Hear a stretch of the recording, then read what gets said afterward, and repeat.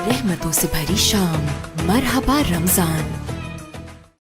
अस्सलाम वालेकुम वरहमतुल्लाहि वबरकातुहू। औज़ु बिल्लाहि मिनश शैतानिर रजीम। बिस्मिल्लाहिर रहमानिर रहीम। रब्बिश्रह ली सदरी व यस्सिर ली अमरी वहलुल उक़दतम मिन लिसानी यफ़क़हू क़ौली। अल्लाह के पाक नाम से चौथे पारे का आगाज करते हैं। चौथे पारे का आगाज इंसान के उस अमल से हो रहा है जो जन्नत तक पहुंचाने वाला है। आइए देखते हैं जहानों के बादशाह ने क्या इरशाद फरमाया। लन तनालुल बिर्रा हत्ता तुनफिकू मिम्मा तुहिब्बून। तुम हरगिज पूरी नेकी हासिल नहीं करोगे यहां तक के तुम उन चीजों में से खर्च करो जिनसे तुम मोहब्बत रखते हो, और जो भी तुम खर्च करोगे उसको यकीनन अल्लाह ताला पूरी तरह जानने वाला है।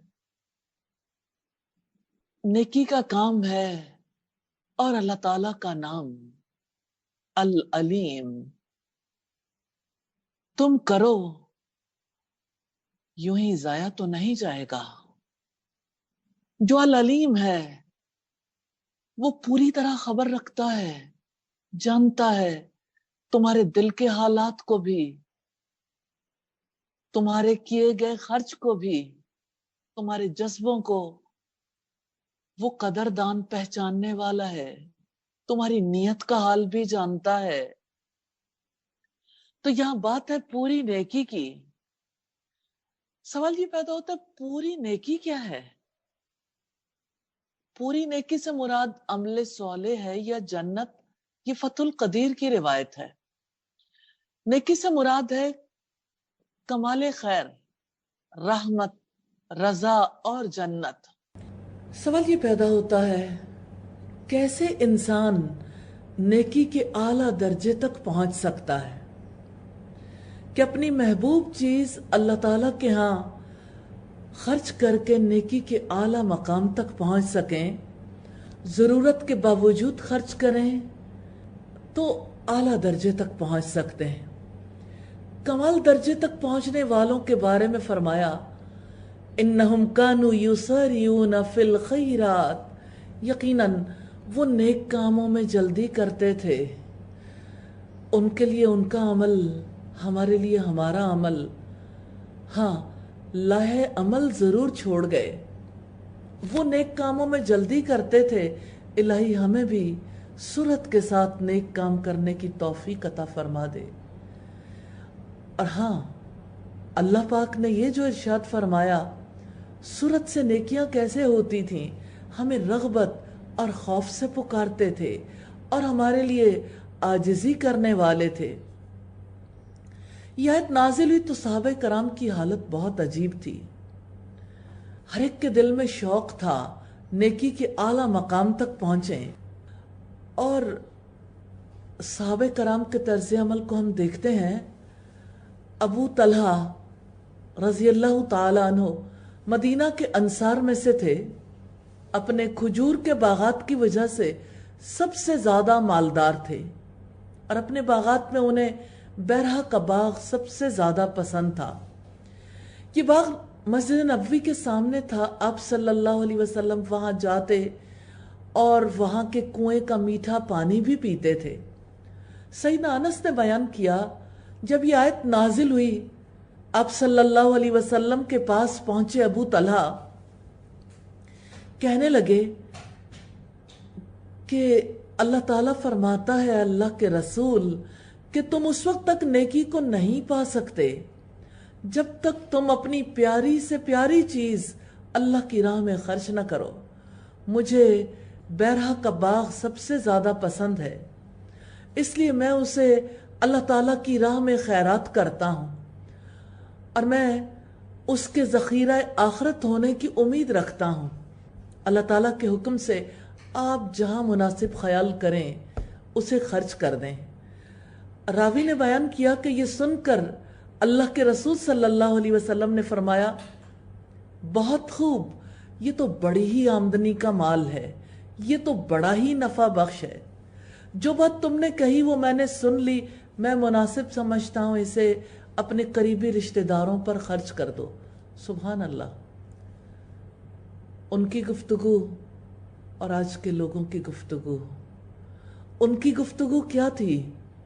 بڑا ہی آمدنی کا مال ہے۔ آج نفع بخش تجارت کسے سمجھا جاتا ہے؟ جس کا نفع دنیا میں کام آئے، اور اللہ تعالیٰ کے یہاں نفع بخش تجارت وہ ہے جو آخرت میں کام آئے۔ سیدنا ابو طلحہ نے وہ مال اپنے رشتہ داروں اور اپنے چچا کے لڑکوں کو دے دیا۔ اس روایت سے پتہ چلتا ہے کہ اصحاب کس طرح سے اعلیٰ مقام تک پہنچنے کے لیے کوشش کیا کرتے تھے۔ سیدنا عمر ابن خطاب رضی اللہ تعالی عنہ نے عرض کی کہ اللہ کے رسول، مجھے خیبر میں سے جو حصہ ملا ہے اس سے بڑھ کر نفیس مال آج تک مجھے حاصل نہیں ہوا، میں نے ارادہ کیا ہے کہ میں اسے صدقہ کر دوں۔ آپ نے فرمایا، اصل اپنے پاس رکھو اور اس کے پھل اللہ تعالیٰ کے راستے میں تقسیم کر دو۔ ابن ماجہ کی روایت ہے 3397 نمبر پر۔ پھر فرمایا، تمام کھانے بنی اسرائیل کے لیے حلال تھے، مگر جو اسرائیل یعنی یعقوب علیہ السلام نے اپنی جان پر حرام کر لیے تھے اس سے پہلے کہ تورات نازل کی جاتی۔ آپ کہہ دیں تورات لاؤ، پھر تم اس کو پڑھو اگر تم سچے ہو۔ یہودی اعتراض کرتے تھے، ایسا کیوں ہے کہ جن کھانوں کو اللہ کے نبی یعقوب علیہ السلام اور ان کی شریعت میں وہ کھانے حرام تھے، اب مسلمانوں نے حلال کیوں کر لیے؟ ان کا اعتراض یہ تھا کہ ملت ابراہیمی پر ہیں، اونٹ کا گوشت کیوں کھاتے ہیں، اس کا دودھ کیوں پیتے ہیں۔ ان کا یہ بھی اعتراض تھا کہ پہلا قبلہ تو بیت المقدس تھا، تبدیل کیوں کیا؟ رب العزت نے واضح کر دیا، سب سے پہلا گھر جو اس روئے زمین پر بنایا گیا وہ مکہ میں واقع ہے۔ یہودیوں سے کہا گیا، یقین نہیں آتا، تورات لاؤ، پڑھ کر سناؤ، بات پتہ چل جائے گی، حقیقت کھل جائے گی۔ پھر جس نے اس کے بعد بھی اللہ تعالیٰ پر جھوٹ باندھا تو وہی لوگ ظالم ہیں۔ آپ کہہ دو کہ اللہ تعالیٰ نے سچ فرمایا ہے، چنانچہ ابراہیم کی ملت کی پیروی کرو جو یکسو تھا اور مشرکوں میں سے نہ تھا۔ یہاں دیکھنے کی بات یہ ہے کہ ملت ابراہیم سے کیا مراد ہے؟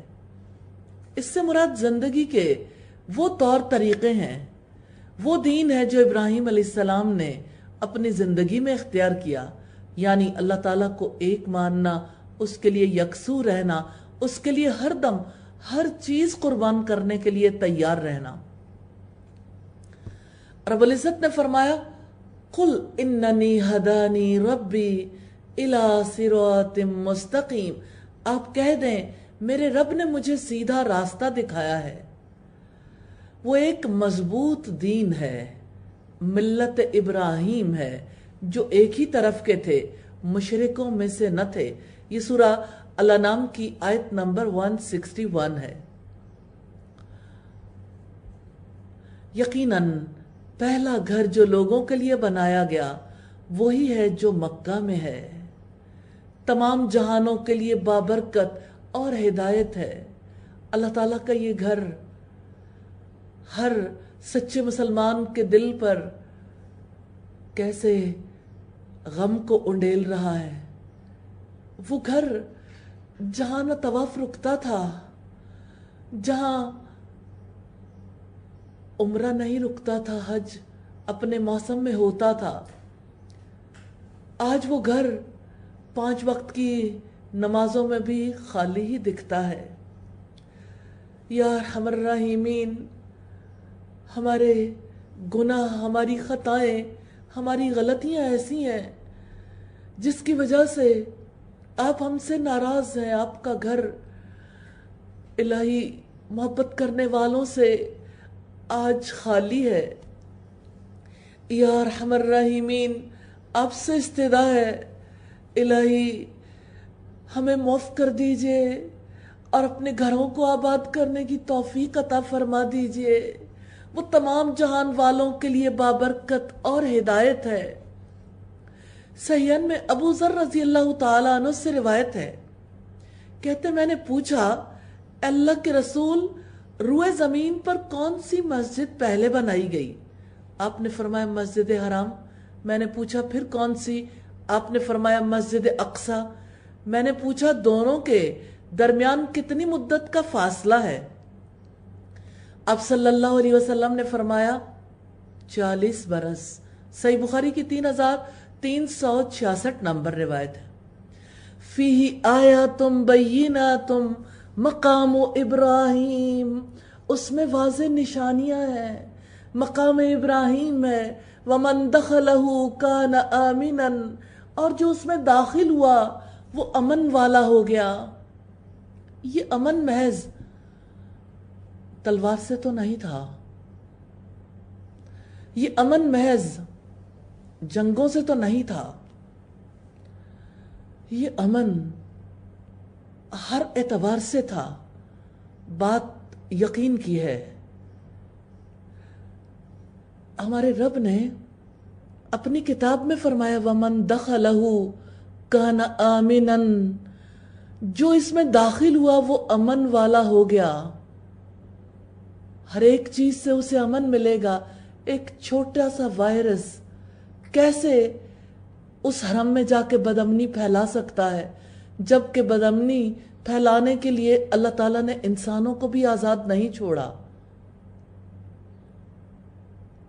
یقین کر لیں حرم کے امن کو دنیا کی کوئی مخلوق اللہ کے حکم کے بغیر برباد نہیں کر سکتی، اور اللہ تعالیٰ کے اذن سے ہی اس کا امن قائم ہے.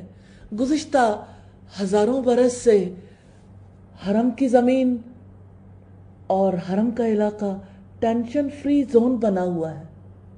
پوری دنیا کے لیے مثال ہے. آپ ڈر گئے ایک وائرس سے، رب کی بات پر یقین کر لیں امن میں رہے گا جو اس میں داخل ہو جائے گا. کیا حرم میں جو صفائی کرنے والا عملہ ہے وہ امن میں نہیں ہے؟ جو وہاں نماز پڑھنے کے لیے جاتے ہیں وہ امن میں نہیں ہے؟ کیا باہر جو لاک ڈاؤن میں ہیں وہاں کیسز کی تعداد بڑھ نہیں رہی؟ وَلِلَّهِ عَلَى النَّاسِ حِجُّ الْبَيْتِ مَنِ اسْتَطَاعَ إِلَيْهِ سَبِيلًا، اور اللہ تعالیٰ کے لیے لوگوں پر اس گھر کا حج فرض ہے جو اس کی طرف راستے کی استطاعت رکھتا ہو. اتنی بڑی پاپولیشن کے فرائض کی ادائیگی میں کون حائل ہو گیا؟ ایک وائرس جو اللہ تعالیٰ کے گھر جانا چاہتے ہیں انہیں یہ یقین ہے کہ جو اس میں داخل ہو گیا امن میں آ گیا. تو جو اس کے راستے کی استطاعت رکھتا ہے اس کے لیے ڈیسیژن کون کر رہا ہے؟ حرم کلوز ہو، مساجد کلوز ہوں، اس کا فیصلہ کس نے کرنا ہے؟ وائرس نے؟ وائرس کے بارے میں انفارمیشن دینے والوں نے؟ اللہ تعالیٰ کی کتاب کیا کہتی ہے؟ اللہ کے حبیب محمد صلی اللہ علیہ وسلم نے اس کے بارے میں کیا اسوہ چھوڑا ہے؟ وَمَن كَفَرَ فَإِنَّ اللَّهَ غَنِيٌّ عَنِ الْعَالَمِينَ، اور جس نے کفر کیا تو یقیناً اللہ تعالیٰ تمام جہانوں سے بے نیاز ہے. بیت اللہ میں کتنی نشانیاں ہیں، زمزم کا کنواں، حجر اسود، مقام ابراہیم، صفا مروہ. اور مقام ابراہیم تو وہ پتھر ہے جس پر کھڑے ہو کر ابراہیم علیہ السلام نے بیت اللہ کو تعمیر کیا تھا، آج یہ پتھر حرم میں ملتزم کے سامنے نصب کیا گیا ہے۔ اللہ تعالی ہمارے حرم کو پھر آباد کر دے۔ کتنی خوبصورت بات کہی تھی اقبال نے، ایک ہو مسلم حرم کی پاسبانی کے لیے، نیل کے ساحل سے لے کر تا بخا کے کاشغر۔ مسلمانوں نے اپنا قبلہ بدلا ہے تو اللہ تعالیٰ نے بھی قبلے پر اختیار نہیں دیا۔ اللہ تعالیٰ ہم سب کو سمجھ عطا فرمائے۔ آپ کہہ دیں کہ اے اہل کتاب، تم اللہ تعالیٰ کی آیات کا کفر کیوں کرتے ہو، حالانکہ جو تم عمل کرتے ہو اللہ تعالیٰ اس پر گواہ ہے۔ کس چیز کا انکار کیا تھا اہل کتاب نے؟ اللہ تعالیٰ کے پہلے گھر کا، اللہ تعالیٰ کے قائم کردہ حلال و حرام کا، اللہ تعالیٰ کے نبیوں کا، اس کی کتابوں کا۔ آپ کہہ دیں کہ اے اہل کتاب، تم کیوں اللہ تعالیٰ کی راہ سے روکتے ہو اس شخص کو جو ایمان لایا؟ تم اس راہ میں کجی ہو حالانکہ تم خود گواہ ہو، اور اللہ تعالیٰ اس کے بارے میں ہرگز بے خبر نہیں ہے جو تم عمل کرتے ہو۔ تو بات ہے اللہ کی راہ سے روکنے کی۔ اس سے مراد اللہ تعالیٰ کی کتاب سے روکنا، اللہ تعالیٰ کے نبی کی تعلیمات سے روکنا ہے۔ کتنی عجیب بات ہے، ایسا لگتا ہے سب سے زیادہ درد مند وہ ہیں جو مختلف چینلز پر بیٹھ کر بات چیت کرتے ہیں۔ مجھے کسی نے کہا کہ یہ بتائیں کہ جن لوگوں کو مساجد کے کھلنے پر بہت زیادہ بے اطمینانی، ان میں سے کتنے لوگ مسجد سے محبت کرتے ہیں، نمازوں کی ادائیگی میں مصروف ہوتے ہیں؟ دیکھیں، اللہ تعالیٰ جانتا ہے سارے معاملات کو اور اسی نے حساب کتاب لینا ہے۔ لیکن بات یہ ہے کہ آپ مسلم ہیں، اپنے دل سے یہ سوال نہیں کریں گے، پوچھیں گے نہیں کہ میرے دل میں کس کا درد ہے؟ یہاں لاکھوں بچہ نشے میں مبتلا ہو گیا، آئس کا نشہ کرنے والے ہمارے ملک میں کتنی بڑی تعداد میں کتنی جلد زندگی سے ہاتھ دھو بیٹھتے ہیں۔ جب لاہور کے اسکولوں کے بچے نشے میں ڈوب رہے تھے اس وقت درد کیوں نہیں تھا؟ یہ درد امپورٹڈ ہے یا اندر سے ابھرنے والا ہے؟ اور یہ سارا درد آخر نمازیوں کے لیے ہی کیوں ہے؟ اور یہ سارا درد آخر تعلیمی اداروں میں جانے والوں کے لیے ہی کیوں ہے؟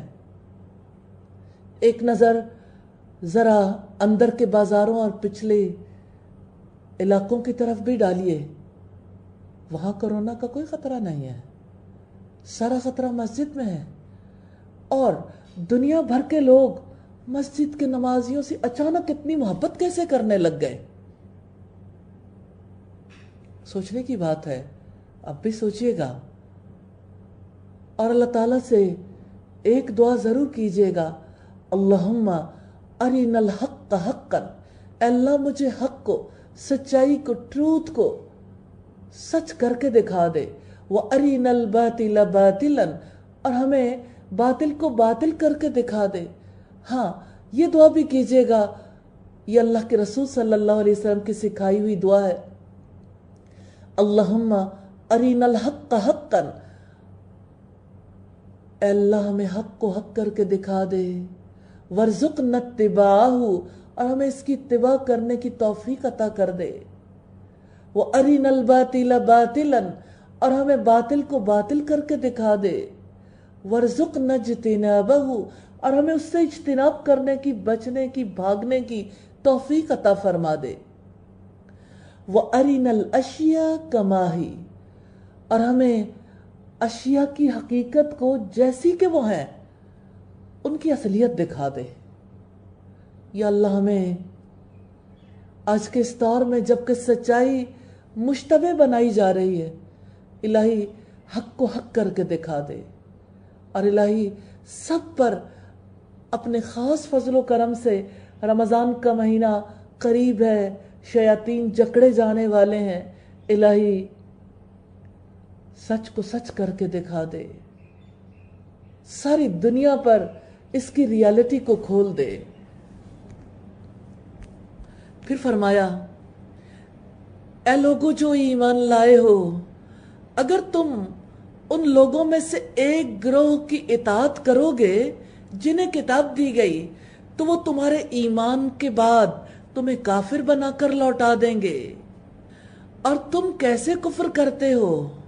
وَكَيْفَ تَكْفُرُونَ وَأَنْتُمْ تُتْلَى عَلَيْكُمْ آيَاتُ اللَّهِ وَفِيكُمْ رَسُولُهُ، اور تم کیسے کفر کرتے ہو حالانکہ تمہیں اللہ تعالیٰ کی آیات پڑھ کر سنائی جا رہی ہیں اور تمہارے درمیان اس کا رسول بھی موجود ہے۔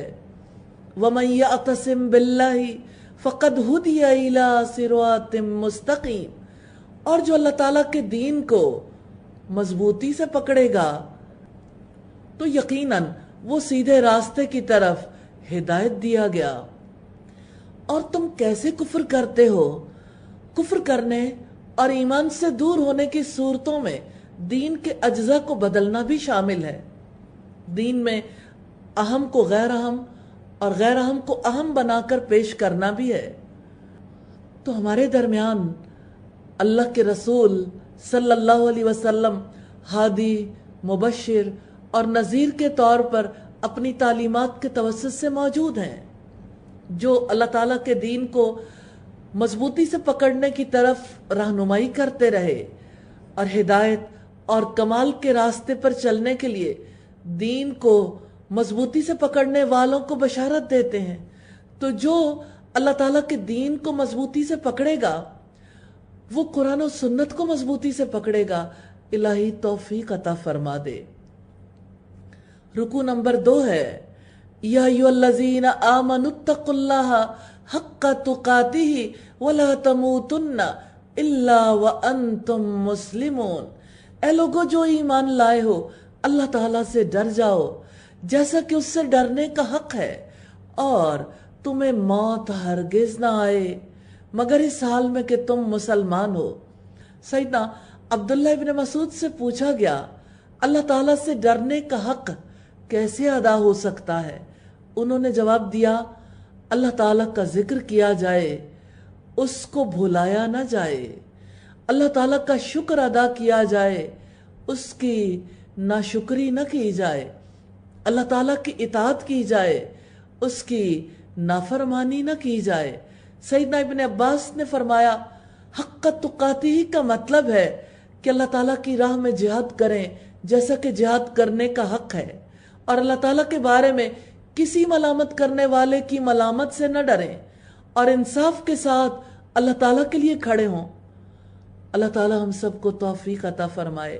پھر فرمایا وَاعْتَصِمُوا بِحَبْلِ اللَّهِ جَمِيعًا وَلَا تَفَرَّقُوا، اور سب مل کر اللہ تعالیٰ کی رسی کو مضبوطی سے تھام لو اور جدا جدا نہ ہو جاؤ، اور اپنے اوپر اللہ تعالیٰ کی نعمت کو یاد کرو کہ جب تم ایک دوسرے کے دشمن تھے تو اللہ تعالیٰ نے تمہارے دلوں کے درمیان الفت ڈال دی، تو تم اس کی نعمت سے بھائی بھائی بن گئے، اور تم آگ کے گڑھے کے کنارے پر تھے تو اس نے تمہیں اس سے بچا لیا۔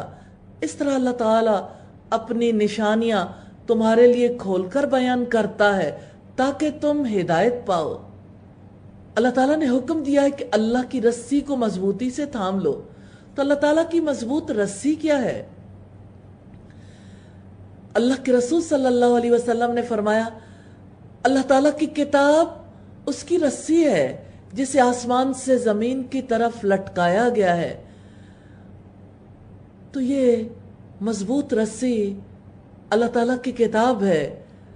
آپ صلی اللہ علیہ وسلم نے فرمایا یہ قرآن اللہ تعالیٰ کی رسی ہے جس کا ایک سرا اللہ تعالیٰ کے ہاتھ میں ہے اور دوسرا سرا بندے کے ہاتھ میں۔ جو کوئی اللہ تعالیٰ سے مضبوط تعلق قائم کرنا چاہتا ہے، جو کوئی یہ چاہتا ہے کہ ہمیشہ وہ اپنے رب سے جڑا رہے، اس کو چاہیے کہ قرآن کو تھام لے، اس کا علم حاصل کرے، اس کو سمجھے اور قرآن سیکھنے والوں سکھانے والوں میں ہمیشہ شامل رہے۔ اللہ تعالی ہم سب کو توفیق عطا فرما دے۔ پھر فرمایا اور لازم ہے وَلْتَكُمْ مِنْكُمْ أُمَّةٌ يَدْعُونَ إِلَى الْخَيْرِ، اور لازم ہے کہ تم میں سے ایک جماعت ہو جو نیکی کی طرف دعوت دیں اور بھلائی کا حکم دیں اور برائی سے روکیں، اور یہی لوگ فلاح پانے والے ہیں۔ بھلائی کا حکم دینا، برائی سے روکنا ہر مسلمان پر لازم ہے۔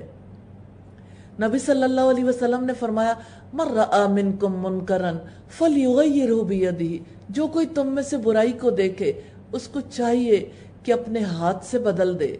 فَإِن لَّمْ يَسْتَطِعْ، پھر اگر وہ اس کی استطاعت نہ رکھتا ہو، فَبِلِسَانِهِ، تو اپنی زبان سے روکے۔ فَإِن لَّمْ يَسْتَطِعْ، پھر اگر وہ اس کی طاقت بھی نہ رکھتا ہو، فَبِقَلْبِهِ، تو اپنے دل سے برا جانے، اور یہ سب سے کمزور ایمان ہے۔ اور تم ان لوگوں کی طرح نہ ہو جانا جو الگ الگ ہو گئے اور اپنے پاس واضح احکامات آنے کے بعد بھی اختلاف کیا، اور یہی لوگ ہیں جن کے لیے بہت بڑا عذاب ہے۔ اختلافات سے مراد یہاں یہودیوں اور عیسائیوں کے اختلافات ہیں۔ اب صلی اللہ علیہ وسلم نے فرمایا یہود 71 فرقوں میں بٹ گئے، عیسائی 72 فرقوں میں، اور مسلمان 73 فرقوں میں بٹ جائیں گے۔ پھر فرمایا جس دن کچھ چہرے روشن ہوں گے اور کچھ چہرے سیاہ ہوں گے، تو وہ لوگ جن کے چہرے سیاہ ہوں گے ان سے پوچھا جائے گا اکفرتم بعد ایمانکم، کیا تم نے اپنے ایمان کے بعد کفر کیا تو اب عذاب چکھو اس وجہ سے کہ تم کفر کیا کرتے تھے۔ یہ حشر کے دن کا حال ہے کہ ان کا عذاب کبھی منقطع نہیں ہوگا، جن کے چہرے سیاہ ہوں گے اور جن کے چہرے سفید ہوں گے ان کی نعمتیں کبھی ختم نہیں ہوں گی۔ رب العزت نے فرمایا اس دن کچھ چہروں پر خاک اڑ رہی ہوگی، ان پر سیاہی چھائی ہوئی ہوگی، یہی لوگ کافر اور بدکار ہیں۔ اور جن کے چہرے سفید ہوں گے سو وہ اللہ تعالیٰ کی رحمت میں ہوں گے، وہ اس میں ہمیشہ رہنے والے ہیں۔ ابن عباس نے اس آیت کے بارے میں فرمایا اللہ تعالیٰ نے خبر دی ہے کہ خیر کا ثواب اور شر پر عذاب دائمی ہوگا، کبھی منقطع نہیں ہوگا۔ تفسیر ابن ابی حاتم کی روایت ہے۔ تلک آیات اللہ نتلوہا علیک بالحق، یہ اللہ تعالیٰ کی آیات ہیں جو ہم حق کے ساتھ پڑھ کر آپ کو سناتے ہیں، اور اللہ تعالیٰ تمام جہانوں کے لیے ظلم کا ارادہ نہیں رکھتا۔ یہ آیات جو ہدایت اور خیر پر مشتمل ہیں ہم حق کے ساتھ پڑھ کر آپ کو سناتے ہیں۔ جس نے ان کو قبول کیا وہ نجات پا گیا، جس نے اعراض کیا وہ ہلاک ہو گیا۔ وَلِلَّهِ مَا فِي السَّمَاوَاتِ وَمَا فِي الْأَرْضِ، اور اللہ تعالیٰ ہی کے لیے ہے جو کچھ آسمانوں میں ہے اور جو کچھ زمین میں ہے۔ وَإِلَى اللَّهِ تُرْجَعُ الْأُمُورِ، اور سارے معاملات ہی اللہ تعالیٰ کی طرف لوٹائے جاتے ہیں۔ ابن عباس نے اس آیت کے بارے میں کہا کہ اللہ تعالیٰ نے فرمایا کہ اس نے سارے آسمان بنائے، جو کچھ آسمانوں میں ہے، جو کچھ زمین میں ہے اور جو کچھ ان میں ہے، سب کو بنایا۔ ہر چیز اس ایک اللہ کی ہے۔ اللہ تعالیٰ ہر چیز کا مالک ہے، مختار ہے، جو چاہے فیصلے کر سکتا ہے۔ دنیا میں بہت سے معاملات اور بہت سے اختلافات ہیں جن کا فیصلہ نہیں ہو سکتا، قیامت کے دن اللہ تعالیٰ خود فیصلہ کریں گے۔ رکوع نمبر 3 ہے کنتم خیر امت اخرجت للناس، تم بہترین امت ہو جو لوگوں کے لیے نکالی گئی ہے۔ تم بھلائی کا حکم دیتے ہو اور برائی سے روکتے ہو، اور تم اللہ تعالیٰ پر ایمان رکھتے ہو۔ اور اگر اہل کتاب بھی ایمان لے آتے تو ضرور ان کے لیے بہتر ہوتا، ان میں سے کچھ مومن ہیں اور ان کے اکثر نافرمان ہیں۔ تو مسلمانوں کے خیر امت یعنی بہترین امت ہونے کا سبب ایمان باللہ ہے، امر بالمعروف نہی عن المنکر ہے۔ امت بھی انہی خصوصیات کی حامل ہوگی تو خیر امت کہلائے گی۔ تو جو بھی امر بالمعروف اور نہی عن المنکر کا کام نہیں کرے گا، نیکی کا حکم نہیں دے گا، برائی سے نہیں روکے گا، برائی کو ٹالریٹ کرنا سیکھ جائے گا اہل کتاب سے، تو وہ بھی اہل کتاب کی طرح ہوگا۔ کیونکہ سورہ المائدہ میں رب العزت نے فرمایا کانو لا یتناہون عن منکر فعلوہ لبئس ما کانوا یفعلون، وہ ایک دوسرے کو برائی سے نہیں روکتے تھے جس کو وہ کر لیتے تھے، یقیناً بہت برا ہے جو وہ کر رہے تھے۔ حافظ ابن کثیر کہتے ہیں مسلمانوں کو یہ اعزاز محمد رسول اللہ کی وجہ سے ملا ہے، کیونکہ اللہ تعالیٰ نے انہیں رسولوں میں سب سے اشرف بنایا ہے اور انہیں کامل دین دے کر بھیجا ہے جو کسی اور نبی کسی اور رسول کو نہیں ملا۔ ان کے دین پر پابند رہنے سے تھوڑا عمل بھی دوسرے مذہب والوں کے اعمال کثیر سے زیادہ افضل ہے۔ وہ تمہیں معمولی تکلیف کے سوا ہرگز کوئی نقصان نہیں پہنچا سکتے۔ اگر وہ تم سے جنگ کریں گے تو تم سے پیٹھیں پھیر کر چلے جائیں گے، پھر وہ نہیں مدد کیے جائیں گے۔ قرآن حکیم علل اعلان کہتا ہے کفر ہمیشہ مغلوب رہے گا، ایمان کی فتح ہوگی۔ ایمان تو ہو، ایمان ہوگا تو فتح ہوگی انشاءاللہ تعالی۔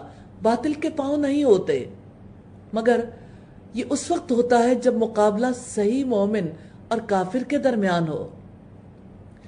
ضربت علیہم الذلۃ اینما ثقفوا الا بحبل من اللہ وحبل من الناس، یہ جہاں کہیں بھی پائے جائیں ذلت ان پر مسلط کر دی گئی، سوائے اس کے کہ اللہ تعالیٰ کی یا لوگوں کی پناہ میں ہوں اور وہ اللہ تعالیٰ کے غضب کے ساتھ لوٹے، اور ان پر محتاجی مسلط کر دی گئی۔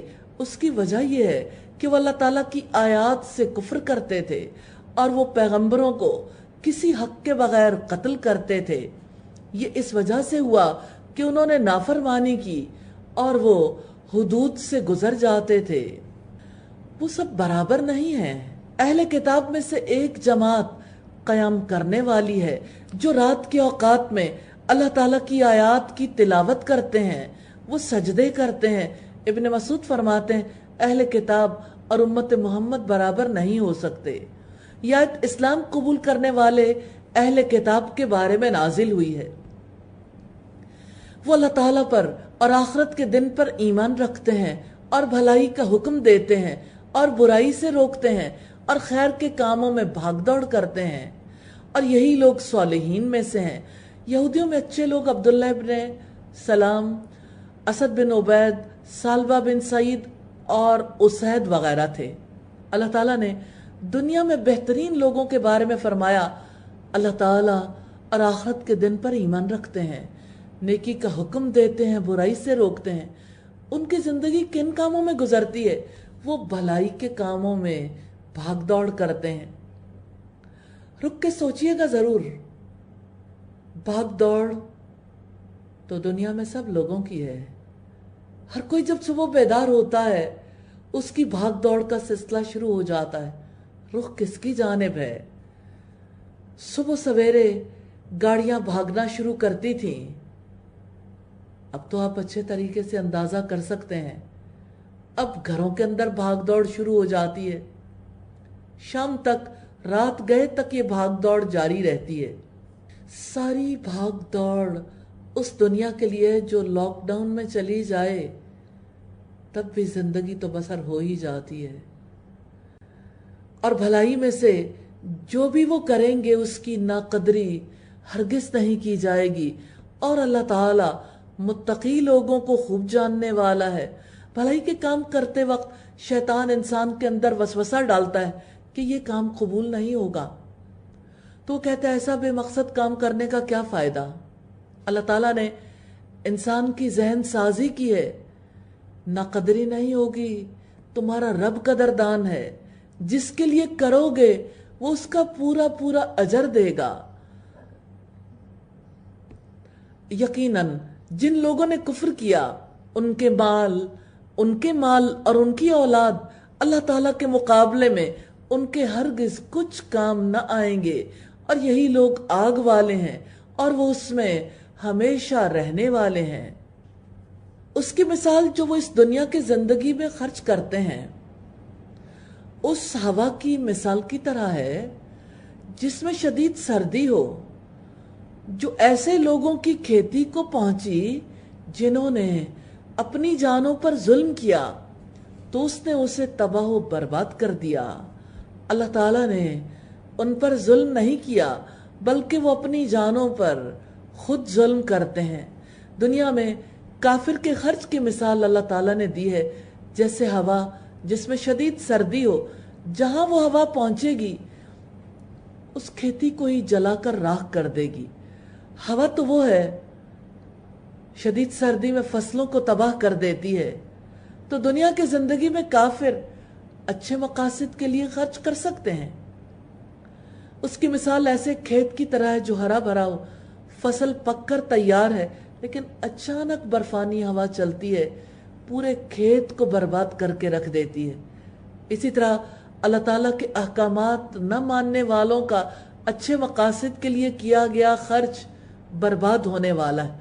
تو اس آیت میں کافر کے صدقہ و خیرات، چیریٹی کے کاموں، رفاہی کاموں کا آخرت میں بے وقت ہونے، ضائع ہونے کو ظاہر کیا گیا۔ انسان کا خرچ کیا ہوا مال تب کام آتا ہے جب وہ اللہ تعالیٰ اور یوم آخرت پر ایمان رکھے، اللہ تعالیٰ کی رضا کے لیے خرچ کرے، محمد رسول اللہ صلی اللہ علیہ وسلم کی سنت کے مطابق خرچ کرے، یعنی ہر طرح کی بھلائی کے کاموں میں، رفاہی کاموں میں بھی اور دین کے احیاء کے کاموں میں بھی۔ اے لوگو جو ایمان لائے ہو، لا تتخذوا بطانة من دونکم، اپنے سوا کسی کو دلی دوست نہ بناؤ، وہ تمہیں کسی طرح برباد کرنے میں کوئی کمی نہیں کرتے۔ وہ پسند کرتے ہیں ایسی چیز کو جو تمہیں مصیبت میں ڈال دے۔ ان کا بغض ان کے منہوں سے ظاہر ہو چکا ہے، اور جو ان کے سینے چھپاتے ہیں زیادہ بڑا ہے۔ یقیناً ہم نے تمہارے لیے آیات کھول کر بیان کر دی ہیں اگر تم سمجھتے ہو۔ بتانا دلی دوست اور رازدار کو کہتے ہیں۔ اسلامی حکومت میں نان بلیورز کو، نان مسلمز کو کلیدی مناصب پر فائز کرنا جائز نہیں ہے۔ سیدنا عمر ابن خطاب سے ایک بار کہا گیا، ہیرا کا ایک شخص بڑا اچھا لکھنے والا، بہت اچھے حافظے والا ہے، آپ اسے اپنا منشی رکھ لیں۔ آپ نے فرمایا اس کا مطلب یہ ہوگا کہ غیر مومن کو بتانا بنا لوں، جبکہ اللہ تعالیٰ نے منع فرمایا ہے۔ دیکھو تم لوگ ہی ان سے محبت کرتے ہو، وَلَا يُحِبُّونَكُمْ، اور وہ تم سے محبت نہیں کرتے، حالانکہ تم ساری کتابوں پر ایمان رکھتے ہو، اور جب وہ تم سے ملتے ہیں تو کہتے ہیں کہ ہم ایمان لائے ہیں، اور جب اکیلے ہوتے ہیں تو تم پر غصے سے انگلیاں چباتے ہیں۔ قُلْ مُوتُوا بِغَيْظِكُمْ، آپ کہہ دیں اپنے غصے سے ہی تم مر جاؤ۔ بلا شبہ اللہ تعالیٰ دلوں کی باتوں کو خوب جاننے والا ہے، وہ علیم بذات الصدور ہے۔ تم ان کے لیے اسلام چاہتے ہو اور وہ بہترین چیز ہے، اور وہ تمہارے لیے کفر چاہتے ہیں اور وہ ہلاکت تک پہنچانے والا ہے۔ اگر تمہیں کوئی بھلائی پہنچے تو انہیں بری لگتی ہے، اور اگر تمہیں کوئی مصیبت پہنچے تو وہ اس پر خوش ہوتے ہیں، اور اگر تم صبر کرو اور اللہ تعالیٰ سے ڈرو تو ان کی خفیہ تدبیر تمہیں کچھ بھی نقصان نہیں پہنچائے گی۔ یقیناً جو وہ عمل کرتے ہیں اللہ تعالیٰ اس کا احاطہ کرنے والا ہے۔ رکوع نمبر 4 ہے، اور یہاں سے رسول اللہ صلی اللہ علیہ وسلم کے غزوے کے حالات شروع ہوتے ہیں، اور اب صلی اللہ علیہ وسلم کی ایک نئی تصویر ہے آپ کے سامنے۔ سپہ سالار کی حیثیت میں آپ صلی اللہ علیہ وسلم نے کتنا خوبصورت اسوہ چھوڑا ہے۔ وَإِذْ غَدَوْتَ مِنْ أَهْلِكَ تُبَوِّئُ الْمُؤْمِنِينَ مَقَاعِدَ لِلْقِتَالِ، اور جب آپ صبح کے وقت اپنے گھروں سے نکل کر مومنوں کو جنگ کے مورچوں پر متعین کر رہے تھے، اور اللہ تعالیٰ سب کچھ سننے والا، सब कुछ जानने वाला है। सैयदना बरा बिन आजिब से सुना गया, बयान करते थे कि रसूलुल्लाह सल्लल्लाहु अलैहि वसल्लम ने ग़ज़वा ओहद के मौके पर तीरंदाजों के 50 आदमियों का ऑफिसर सैयदना अब्दुल्लाह इब्न जुबैर को बनाया था। आपने उन्हें ताकीद की थी, अगर तुम ये भी देख लो कि परिंदे हम पर टूट पड़े हैं, फिर भी अपनी जगह से मत हटना जब तक मैं तुम्हें कहला ना भेजूं। इस तरह अगर तुम ये देखो कि कुफार को हमने शिकस्त दे दी है, उन्हें पामाल कर दिए, फिर भी ना हटना जब तक कि मैं तुम्हें खुद ना बुला भेजूं। सही बुखारी की 3039 नंबर रिवायत। अब जानते हैं मुसलमानों के साथ क्या वाकया पेश आया था ग़ज़वा ओहद के मौके पर। और अल्लाह ताला ने यहाँ सुबह की सरगर्मी को बयान किया कि जब आप मोमिनों को जंग के मोर्चों पर मुतय्यन कर रहे थे, उस वक्त जो हिदायत लोगों को दे रहे थे, अजीम सिप्पा सालार की बात, उनकी एक्टिविटी को अल्लाह ताला ने सारी इंसानियत के सामने रखा है। ग़ज़वा ओहद शवाल 3 हिजरी में पेश आया था, जिसमें मुशरिकीन की तादाद 3000 और मुसलमानों की तादाद 1000 थी। ग़ज़वा बदर में मुशरिकीन ने शिकस्त खाई थी, इंतकाम चैन नहीं लेने दे रहा था, इसलिए एक और जंग का फैसला किया गया कि ओहद के मकाम पर लड़ी जाएगी। जंग के लिए 1000 ऊंट और 50,000 दीनार की रकम जमा की गई। उस जंग के लिए 2 शोला बयान शुरा की खिदमत हासिल की गई जो बदवी कबाइल को भड़काते थे, और यही जंग थी। अब्दुल्ला इब्ने उबई अपने 300 साथियों को लेकर मुसलमानों से अलग हो गया था। तो इस सूरत हाल में आप सल्लल्लाहु अलैहि वसल्लम इंतहाई एतमाद के साथ सबको जंग के मोर्चों पर मुतय्यन कर रहे थे। इज़ हम्मत ताइफतानी मिनकुम अन तफशला, जब तुम में से 2 जमातें इरादा कर चुकी थीं कि हिम्मत हार जाएं। ये बनु हारिसा और बनु सलेमा थे। वल्लाहु वलियुहुमा, हालांकि अल्लाह ताला उन दोनों का मददगार था। बस लाजिम है कि अहले ईमान अल्लाह ताला ही पर भरोसा करें। ये बनु हारिसा और बनु सलेमा थे जो हिम्मत हार रहे थे। वो कहते थे हमें इस बात पर अपनी इज्जत महसूस होती है, अल्लाह ताला ही उन दोनों का मददगार था। अगरचे उनकी गलती थी, लेकिन अल्लाह ताला ने उन्हें मुआफ कर दिया। और बिलाशुबा यकीनन अल्लाह ताला बदर में भी तुम्हारी मदद फरमा चुका है, हालांकि तुम निहायत कमजोर थे।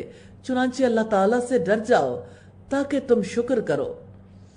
ग़ज़वा बदर में मुसलमानों की बेसरो सामानी का ये आलम था कि उनके पास सिर्फ 2 घोड़े और 70 ऊंट थे। ग़ज़वा बदर में मुसलमानों की तादाद 313 थी। 65 किलोमीटर का फासला 313 लोगों ने 2 घोड़ों और 70 ऊंटों पर किस तरह किया होगा। इतनी बेसरो सामानी में उनके पास जो चीज थी वो काफिरों के पास नहीं थी, वो अल्लाह ताला की जात पर यकीन और अल्लाह ताला पर एतमाद था। हकीकत यह है कि जिंदगी में ये सबसे बड़ा सरमाया है। ईमान और यकीन सबसे बड़ी दौलत है। जब आप मोमिनों से कह रहे थे कि क्या तुम्हें ये काफी नहीं है कि तुम्हारा रब 3000 नाजिल करदा फरिश्तों के साथ तुम्हारी मदद फरमाए? क्यों नहीं, अगर तुम सब्र करो और अल्लाह ताला से डरो और दुश्मन तुम पर अपने सख्त जोश में आ पहुंचे, तो तुम्हारा रब 5000 निशानज़दा फरिश्तों से तुम्हारी मदद करेगा। और उसको अल्लाह ताला ने तुम्हारे लिए महज खुशखबरी बनाया है, और ताकि तुम्हारे दिल इससे मुतमईन हो जाएं। और मदद सिर्फ अल्लाह ताला की तरफ से है जो सब पर गालिब कमाल हिकमत वाला है। इब्न अब्बास ने कहा, फरिश्तों ने यौम बदर के सिवा ना दुश्मनों पर जरब लगाई ना जंग की। वो मदद और तादाद में इजाफे के लिए आए थे ताकि अल्लाह ताला काफिरों के एक हिस्से को काट दे या उनको जलील कर दे, फिर वो नामुराद वापस लौट जाएं। आपको इस मामले में कोई इख्तियार नहीं, खा अल्लाह ताला उनकी तौबा कबूल फरमाए या उनको अजाब दे। खिताब है अल्लाह के रसूल सल्लल्लाहु अलैहि वसल्लम से कि हिदायत का इख्तियार आपके पास नहीं। ग़ज़वा उहद में نبی صلی اللہ علیہ وسلم کے دانت شہید ہوئے تو آپ نے فرمایا وہ قوم کیسے فلاح پائے گی جس نے اپنے نبی کے چہرے کو خون آلودہ کر دیا۔ اس پر اللہ تعالیٰ نے گرفت کی کہ ہدایت دینے والا تو اللہ تعالیٰ ہے، یہ اختیار اللہ تعالیٰ نے کسی کے ہاتھ میں نہیں دیا۔ اِنَّكَ لَا تَهْدِي مَنْ أَحْبَبْتَ، تم اس کو ہدایت نہیں دے سکتے جس سے تم محبت کرتے ہو، وَلَكِنَّ اللَّهَ يَهْدِي مَن يَشَاءُ، لیکن اللہ تعالیٰ جس کو چاہتا ہے ہدایت دیتا ہے۔ وَلِلَّهِ مَا فِي السَّمَاوَاتِ وَمَا فِي الْأَرْضِ، اور اللہ تعالیٰ ہی کا ہے جو کچھ آسمانوں میں ہے اور جو زمین میں ہے، وہ جس کو چاہتا ہے بخش دیتا ہے اور جس کو چاہتا ہے عذاب دیتا ہے، اور اللہ تعالیٰ بے حد بخشنے والا نہایت رحم والا ہے۔ اللہ تعالیٰ نے واضح فرمایا ہے آسمان ہو یا زمین، ہر جگہ ملکیت اس کی، تخلیق بھی اس کی، ملکیت بھی اس کی، بندے بھی اسی کے، وہ جیسے چاہے تصرف کرے، جیسے چاہے فیصلے کر دے۔ رکوع نمبر 5 ہے یا ایھا الذین آمنوا لا تأکلوا الربا اضعافا مضاعفا واتقوا اللہ لعلکم تفلحون، اے لوگو جو ایمان لائے ہو کئی گنا سود نہ کھاؤ جو دگنے کیے ہوئے ہوں، اور اللہ تعالیٰ سے ڈرو تاکہ تم کامیاب ہو جاؤ۔ اس آیت کے شان نزول کے حوالے سے فریابی نے مجاہد رحمہ اللہ سے روایت کی ہے کہ لوگ وقت مقرر پر ادھار چیزوں کو فروخت کیا کرتے تھے، یہ مدت پوری ہونے کے بعد قرض میں اضافہ کر دیتے تھے۔ اس پر اللہ تعالیٰ نے یہ آیت نازل فرمائی، پھر فرمایا وَاتَّقُوا النَّارَ الَّتِي اُعِدَّتْ لِلْكَافِرِينَ، اور اس آگ سے ڈر جاؤ جو کافروں کے لیے تیار کی گئی ہے۔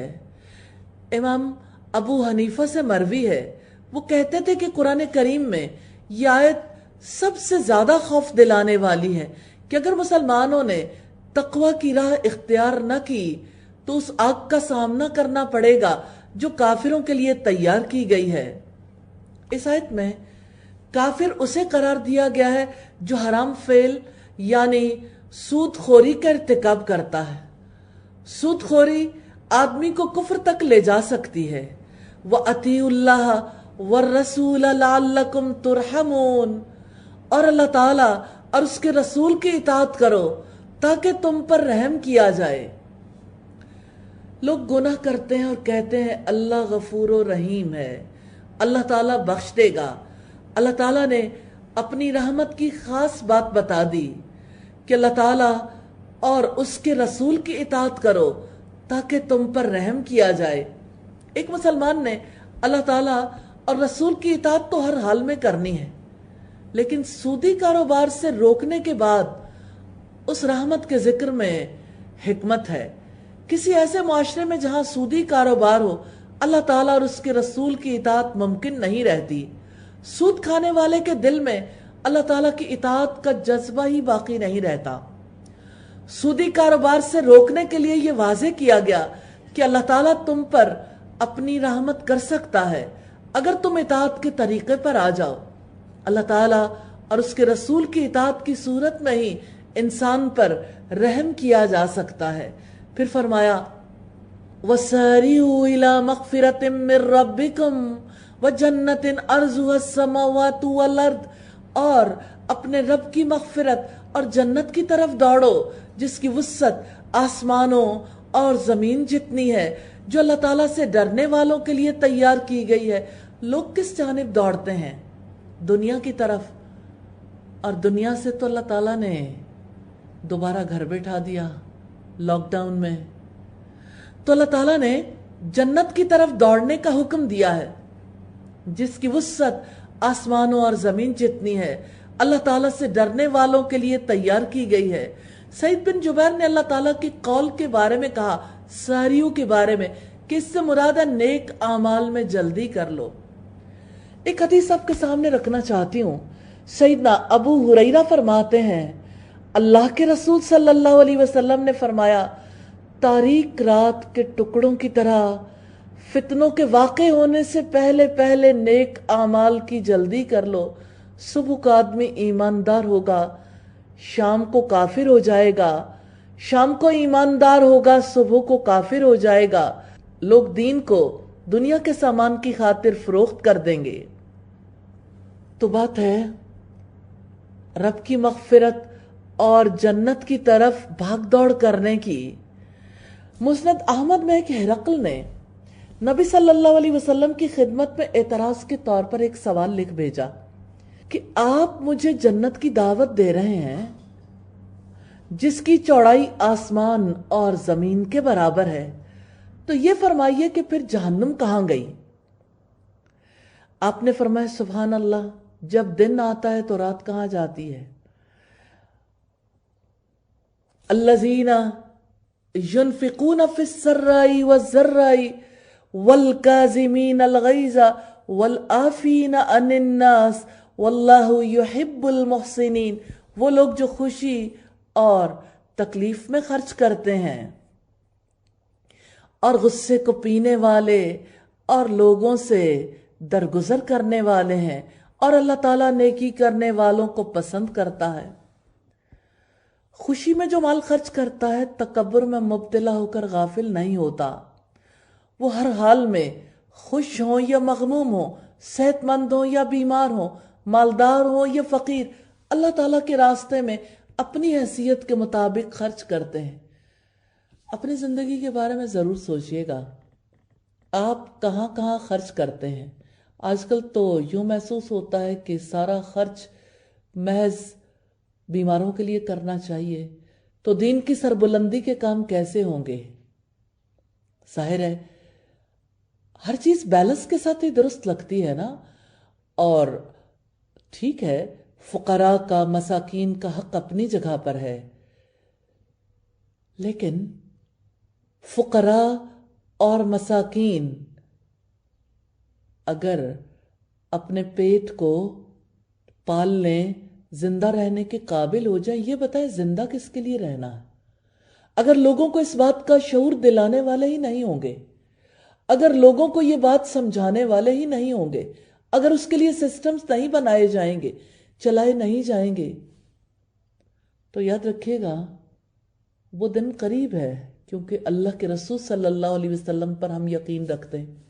جب قرآن کی آیات مٹ جائیں گی دلوں سے اور مصحف سے اٹھا لی جائیں گی، اور لوگ جب صبح اٹھیں گے تو لا الہ الا اللہ کو بھی بھول چکے ہوں گے۔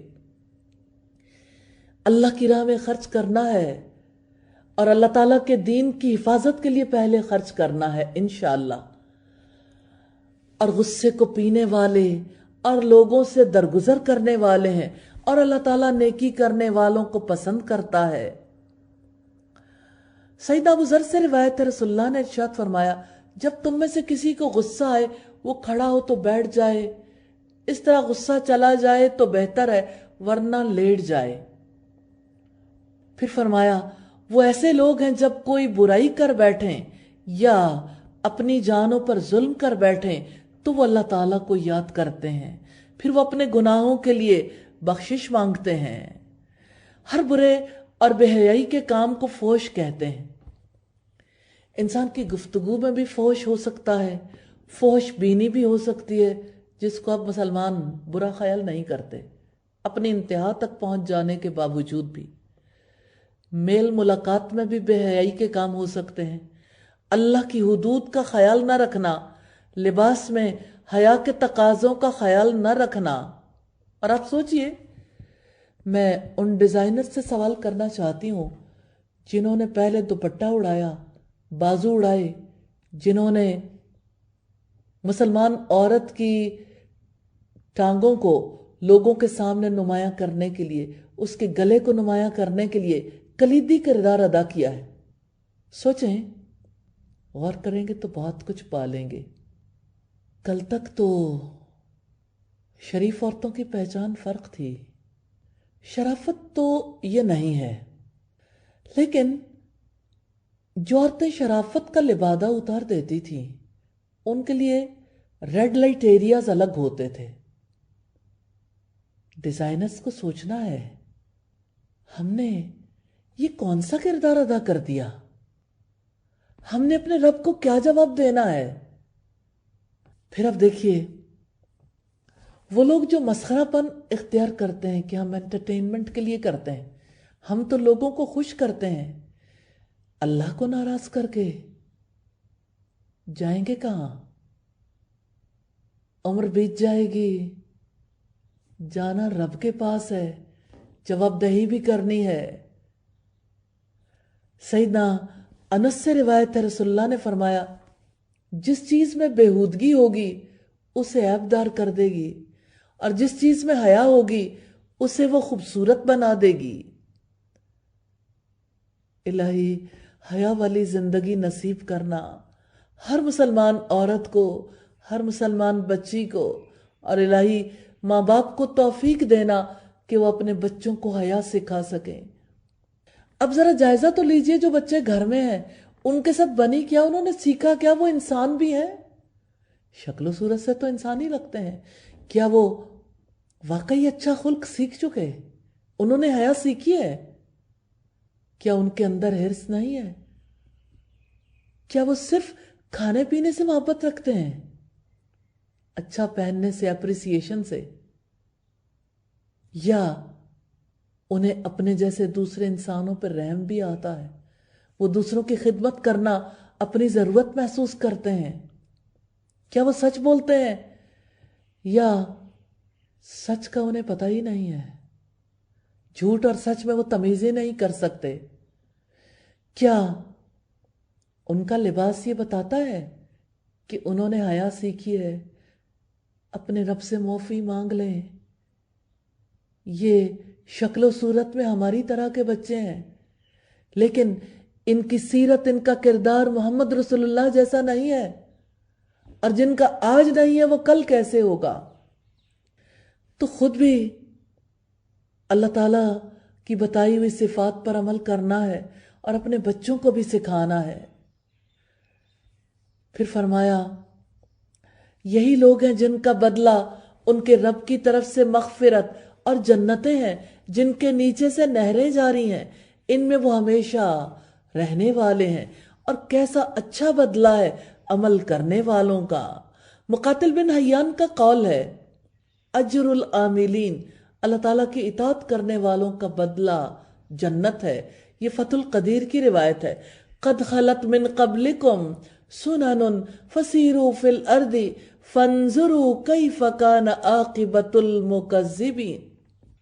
تم سے پہلے بھی بہت سے طریقے گزر چکے ہیں، سو تم زمین میں چل کر دیکھو کہ جھٹلانے والوں کا کیسا انجام ہوا۔ قد خلت من قبلکم سنن، حضرت مجاہد کہتے ہیں اس سے مراد کافروں اور مومنوں اور خیر و شر کے طریقے ہیں۔ ھذا بیان للناس، یہ لوگوں کے لیے بیان ہے، اور اللہ تعالیٰ سے ڈرنے والوں کے لیے ہدایت اور نصیحت ہے۔ پھر فرمایا وَلَا تَهِنُوا وَلَا تَحْزَنُوا، اور نہ تم ہمت ہارو اور نہ تم غم کرو، اور تم ہی غالب رہو گے اگر تم مومن ہو۔ سیدنا صوبان بیان کرتے ہیں اللہ کے رسول صلی اللہ علیہ وسلم نے ارشاد فرمایا آدمی اپنے گناہوں کی وجہ سے رزق سے محروم ہو جاتا ہے۔ اسی مسند احمد میں مروی ہے اللہ کے رسول نے ارشاد فرمایا ڈر ہے کہ دنیا کی قومیں تم پر ہر طرف سے ٹوٹ پڑیں گی، جس طرح کہ بھوکے کھانے کے پیالے پر ٹوٹ پڑتے ہیں۔ صحابہ نے عرض کیا اے اللہ کے رسول، کیا اس وقت ہماری تعداد کم ہوگی؟ آپ نے فرمایا اس وقت تمہاری کثرت ہوگی، لیکن تمہاری حالت اس وقت سیلاب کے خس و خاشاک جیسی ہوگی۔ تمہارے دشمنوں کے دلوں سے تمہارا روب اٹھ جائے گا اور تمہارے دلوں میں بزدلی پیدا ہو جائے گی۔ صحابہ نے عرض کیا اللہ کے رسول بزدلی کیا ہے؟ آپ نے فرمایا زندگی سے محبت اور موت کا ڈر۔ آج ساری دنیا پہ یہ ثابت ہو گیا، سب موت سے اتنا ڈرتے ہیں کہ اپنے پیاروں کے قریب بھی نہیں جانا چاہتے۔ جس کو یہ پتا چل جائے اسے کرونا وائرس کا اٹیک ہو گیا ہے، ایسے اس سے دور بھاگتے ہیں جیسے کوڑی سے دور بھاگتے ہوں۔ کیا انفلوئنزا اور نمونیا پہلے کبھی کسی کو نہیں ہوا؟ اگر تمہیں چوٹ لگی ہے تو انہیں بھی یقیناً اس جیسی چوٹ لگ چکی ہے، اور یہ دن ہے جنہیں ہم لوگوں کے درمیان گھماتے رہتے ہیں، اور تاکہ اللہ تعالیٰ ان لوگوں کو جان لے جو ایمان لائے اور تم میں سے بعض کو شہید بنا لے، اور اللہ تعالیٰ ظالموں سے محبت نہیں کرتا۔ اللہ تعالیٰ چاہتے تھے کہ مومنوں میں سے بھی لوگوں کو شہادت کا درجہ عطا فرمائے۔ میں ایک عجیب شہید کی بات آپ سے کرنا چاہتی ہوں۔ اللہ تعالیٰ کے راستے میں مارے جانے والوں میں ایک وہ شخص بھی تھے جن کے بارے میں آپ صلی اللہ علیہ وسلم نے صحابہ سے فرمایا، تمہارے ساتھی حنظلہ کو فرشتے غسل دے رہے ہیں، اس کی بیوی سے پوچھو کہ اس کے ساتھ کیا معاملہ ہوا۔ بتایا گیا بیوی سے پوچھ کر کہ جب حنظلہ نے مار کا آرائی کا سنا تو اس پر غسل واجب تھا، لیکن وہ اللہ کے راستے میں اسی حالت میں نکل کھڑا ہوا۔ یہ سن کر رسول اللہ نے فرمایا، اسی وجہ سے فرشتوں نے حنظلہ کو غسل دیا۔ پھر فرمایا، اور تاکہ اللہ تعالیٰ ان لوگوں کو خالص کر لے جو ایمان لائے اور کافروں کو مٹا دے۔ پھر فرمایا، ام حسبتم من تدخلوا الجنہ ولما یعلم اللہ الذین جاہدوا منکم، یا تم نے گمان کر لیا کہ تم جنت میں داخل ہو جاؤ گے حالانکہ اللہ تعالیٰ نے ابھی تک ان کو نہیں جانا جنہوں نے تم میں سے جہاد کیا، اور تاکہ وہ جان لے صبر کرنے والوں کو۔ اس آیت سے پتہ چلتا ہے اللہ تعالیٰ کی راہ میں آزمائش لازم ہے۔ یہ صبر میدان جنگ میں بھی ہوتا ہے، روزمرہ کی زندگی میں بھی۔ مکی دور میں مسلمانوں پر قریش مکہ کی طرف سے بے پناہ مظالم اور مصائب ڈھائے گئے تو مسلمانوں نے ان پر صبر کیا۔ تو اللہ تعالیٰ صبر کی آزمائش کرنا چاہتے ہیں، اور بلا شبہ یقیناً تم موت کی تمنا کیا کرتے تھے اس سے پہلے کہ تم اس سے ملو، تو یقیناً تم نے اسے اس حال میں دیکھ لیا کہ تم آنکھوں سے دیکھ رہے تھے۔ جو لوگ غزوہ بدر میں شامل نہیں ہوئے تھے ان کی تمنا تھی شہادت کی، اس لیے وہ چاہتے تھے آگے بڑھ کے کہ ہم مدینہ سے باہر نکل کر جہاد کریں۔ رکوع نمبر 6 ہے، وَمَا مُحَمَّدٌ إِلَّا رَسُولٌ، اور نہیں ہے محمد مگر ایک رسول۔ یقیناً اس سے پہلے بھی کئی رسول گزر چکے ہیں، تو کیا اگر وہ وفات پا جائے یا قتل کر دیا جائے تم اپنی ایڑیوں کے بل پلٹ جاؤ گے، اور جو شخص اپنی ایڑیوں پر پلٹے گا تو اللہ تعالیٰ کو ہرگز کچھ بھی نقصان نہیں پہنچائے گا، اور ان قریب اللہ تعالیٰ شکر کرنے والوں کو جزا دے گا۔ پھر فرمایا، اور کسی جان کے لیے کبھی ممکن نہیں ہے کہ وہ اللہ تعالیٰ کے حکم کے بغیر مر جائے، مقررہ وقت لکھا ہوا ہے۔ اس بات کا یقین آج لوگوں کو نہیں آتا۔ لگتا ہے جو ہی باہر نکلے وفات پا جائیں گے، کورونا پکڑ لے گا، کسی سے ملے تو کورونا پکڑے گا۔ اصل میں کورونا کا نہیں، موت کا ڈر ہے۔ کسی جان کے لیے کبھی ممکن نہیں ہے کہ وہ اللہ کے حکم کے بغیر مر جائے، مقررہ وقت لکھا ہوا ہے، پھر آپ کہیں بھی چھپ جائیں موت آ جائے گی۔ اور جو کوئی دنیا کا بدلہ ہی چاہتا ہے ہم اسے دنیا میں ہی دیں گے، اور جو آخرت کا بدلہ چاہے گا اسے ہم آخرت میں دیں گے، اور بہت جلد ہم شکر کرنے والوں کو جزا دیں گے۔ تو عمل کرتے وقت انسان کی جیسی نیت ہوگی ویسے ہی بدلہ ملے گا۔ ایک ہی کام ہوتا ہے جو نیت کی تبدیلی سے کچھ کا کچھ بن جاتا ہے۔ وَكَأَيٍّ مِّن نَّبِيٍّ قَاتَلَ مَعَهُ رِبِّيُّونَ كَثِيرٌ، اور کتنے ہی نبی تھے جن کے ساتھ مل کر بہت سے رب والوں نے جنگ کی، اور اس کے لیے جو اللہ تعالیٰ کی راہ میں انہیں تکلیف پہنچی انہوں نے ہمت نہیں ہاری، اور نہ وہ کمزور پڑے، اور نہ انہوں نے عاجزی دکھائی، اور اللہ تعالیٰ صبر کرنے والوں سے محبت کرتا ہے۔ غزوہ احد میں رسول اللہ کی شہادت کی خبر سن کر اور 70 افراد کو شہید کروا کر لوگوں کی ہمتیں پست ہو گئی تھیں۔ میدان جنگ سے بھاگ کھڑے ہوئے لوگوں نے کمزوری دکھائی، لیکن دشمن کا دباؤ قبول کرنے کے باوجود جب اللہ کے رسول نے لوگوں کو موٹیویٹ کیا تو لوگ صبح ہی حمراء الاسد تک جانے کے لیے تیار ہو گئے، حالانکہ وہ زخموں سے چور چور تھے۔ پھر فرمایا اور ان کی دعا اس کے سوا کچھ نہ تھی کہ انہوں نے کہا، اب بھی کہیے، ربنا اغفر لنا ذنوبنا واسرافنا فی امرنا وثبت اقدامنا وانصرنا علی القوم الکافرین۔ اے ہمارے رب، ہمارے گناہوں کو بخش دیجئے اور ہمارے کام میں ہماری زیادتی کو بھی، اور آپ ہمیں ثابت قدم رکھیں اور کافروں کے مقابلے میں ہماری مدد فرمائیں۔ یہاں بات ہے اپنے کاموں میں زیادتی کی، اسراف کی۔ بعض مرتبہ کسی نیک کام میں لگنے کی وجہ سے جو دوسرے نیک کام چھوٹ جاتے ہیں، اس طرح حدود سے گزرنے کی ایک صورت پیدا ہو جاتی، ان کو اللہ تعالیٰ نے اسراف سے تعبیر کیا، استغفار سے ان کی بھی تلافی ہوگی۔ سیدنا ابو موسیٰ اشعری سے روایت رسول اللہ دعا کیا کرتے تھے، یا اللہ بخش دے میری چوک اور میری نادانی کو اور میری زیادتی کو جو مجھ سے اپنے حال میں ہوئی، اور بخش دے اس چیز کو جو مجھ سے زیادہ جانتا ہے۔ اللہم اغفر لی خطیتی وجہلی واسرافی فی امری وما انت اعلم بہ منی۔ تو اللہ تعالیٰ نے ان کو دنیا کا بدلہ بھی دیا اور آخرت کا اچھا بدلہ بھی، اور اللہ تعالیٰ نیکی کرنے والوں سے محبت رکھتا ہے۔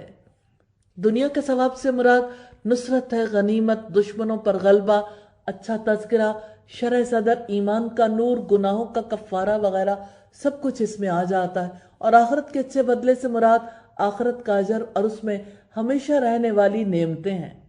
رکوع نمبر 7 ہے، یا ایھا الذین آمنوا ان تطیعوا الذین کفروا یردوکم علی اعقابکم۔ اے لوگو جو ایمان لائے ہو، اگر تم ان لوگوں کی اطاعت کرو گے جنہوں نے کفر کیا تو وہ تمہیں تمہاری ایڑیوں کے بل لوٹا دیں گے، پھر تم خسارہ اٹھانے والے ہو کر پلٹو گے۔ احد کی شکست پر مشرکین عرب ابو سفیان اور اس کے ساتھیوں نے کہا تھا مسلمانوں سے کہ اپنے آبا کے دین کی طرف لوٹ چلو۔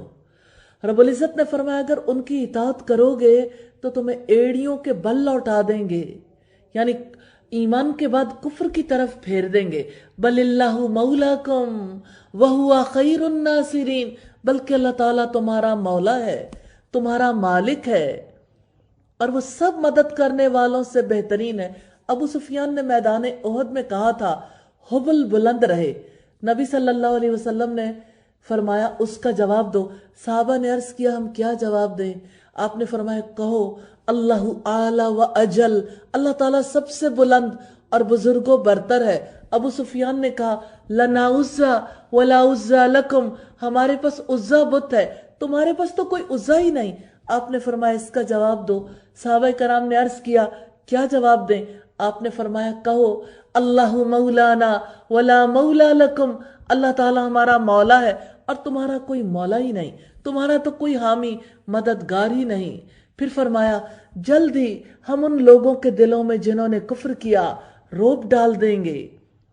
یہاں روب سے مراد عظیم خوف ہے، اس وجہ سے کہ انہوں نے اللہ تعالیٰ کے ساتھ شرک کیا جس کی اس نے کوئی دلیل بھی نہیں اتاری، اور ان کا ٹھکانہ آگ ہے اور ظالموں کا بہت ہی برا ٹھکانہ ہے۔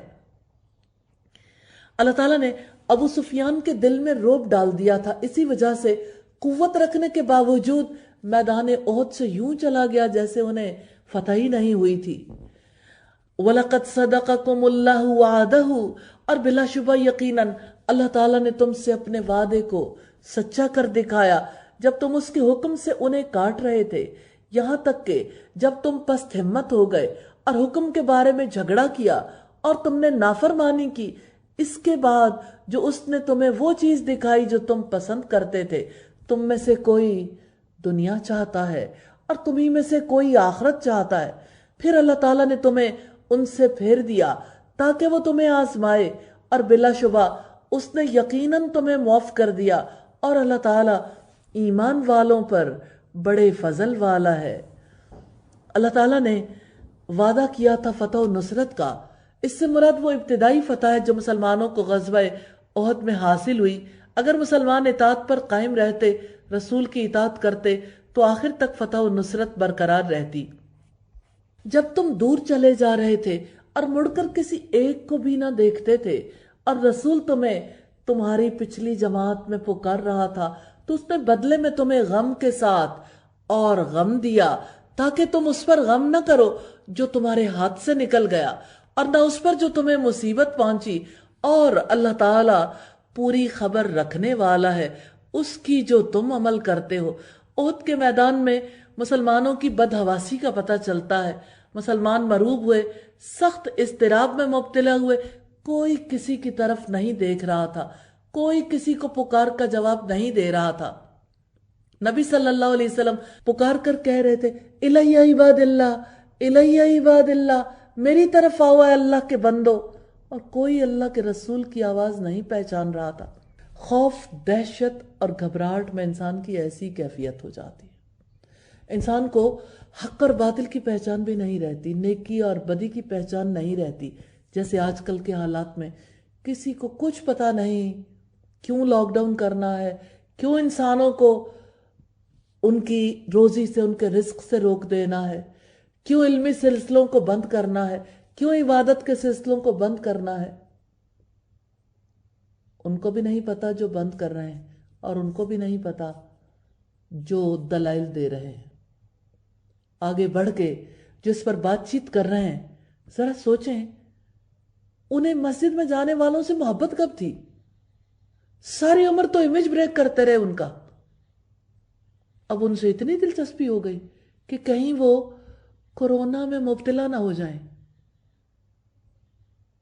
اندر دیکھیں اندر کیا ہے۔ ثم انزل علیکم من بعد الغم امنا، پھر اللہ تعالیٰ نے اس غم کے بعد تم پر ایک امن نازل فرمایا۔ ایک اونگ تھی جو تم میں سے کچھ لوگوں پر چھا رہی تھی، اور یقیناً کچھ لوگ تھے جن کی جانوں نے انہیں فکر میں ڈال رکھا تھا۔ وہ اللہ تعالیٰ کے بارے میں ناحق جاہلیت کا گمان کر رہے تھے۔ وہ کہتے تھے کہ اس کام میں ہمارا کچھ بھی اختیار ہے؟ آپ کہہ دیں بلا شبہ ان الامر کلہ للہ، سارا کام اللہ تعالیٰ ہی کے اختیار میں ہے۔ یہ بتائیں کورونا کس کے اختیار میں ہے؟ اور کورونا سے ہونے والی ڈیتھ یا زندگی کس کے اختیار میں ہے؟ صحت اور بیماری کس کے اختیار میں ہے؟ کہیں ایسا تو نہیں کہ سب اپنے ایمان کا سودا کر بیٹھے ہوں؟ خوف اور دہشت نے ایمان ہی بھلا دیا۔ اپنے رب پر یقین رکھیں، ان الامر کلہ للہ، بلا شبہ سارا کام اللہ تعالیٰ ہی کے اختیار میں ہے۔ یخفون فی انفسہم ما لا یبدون لک، وہ اپنے دلوں میں ایسی بات چھپائے ہوئے ہیں جو آپ کے لیے ظاہر نہیں کرتے۔ وہ کہتے ہیں اگر اس میں ہمارا کچھ بھی اختیار ہوتا تو ہم یہاں نہ مارے جاتے۔ آپ کہہ دیں اگر تم اپنے گھروں میں ہوتے تو بھی جن کا قتل ہونا لکھا گیا تھا وہ ضرور اپنے لیٹنے کی جگہوں کی طرف نکل آتے، اور تاکہ اللہ تعالیٰ اسے آزما لے جو تمہارے سینوں میں ہے، اور تاکہ وہ اسے خالص کر دے جو تمہارے دلوں میں ہے، اور اللہ تعالیٰ سینوں والی باتیں خوب جاننے والا ہے۔ احد کے میدان میں مسلمانوں کے لیے اللہ تعالیٰ کا بڑا تحفہ وہ اونگ تھی جو ان کو تازہ دم کر رہی تھی۔ سیدنا انس کی روایت ہے، سیدنا ابو طلحہ نے فرمایا احد کے دن جب ہم صف بندی کے میدان میں تھے، ہم پر ایسی اونگ چھا گئی کہ تلوار ہاتھ سے چھوٹ کر گری جاتی تھی۔ میں اس کو پکڑ رہا تھا، وہ گرتی چلی جا رہی تھی۔ اور ابو طلحہ کہتے ہیں میں نے احد کے دن اپنا سر اٹھایا، دیکھنے لگا ہر شخص کا سر ہودج پر جھکا ہوا۔ سبحان اللہ، جس کو اونگ آتی تھی اس کا سر نیچے ہو جاتا تھا۔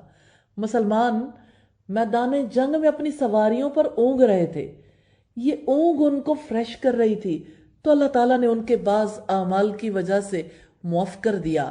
پھر فرمایا یقیناً تم میں سے جو لوگ اس دن پیٹ پھیر گئے جب دو جماعتوں کا باہمی تصادم ہوا، یقیناً انہیں شیطان ہی نے ان کے بعض اعمال کی وجہ سے پھسلا دیا تھا، اور بلا شبہ اللہ تعالیٰ نے انہیں یقیناً معاف کر دیا ہے۔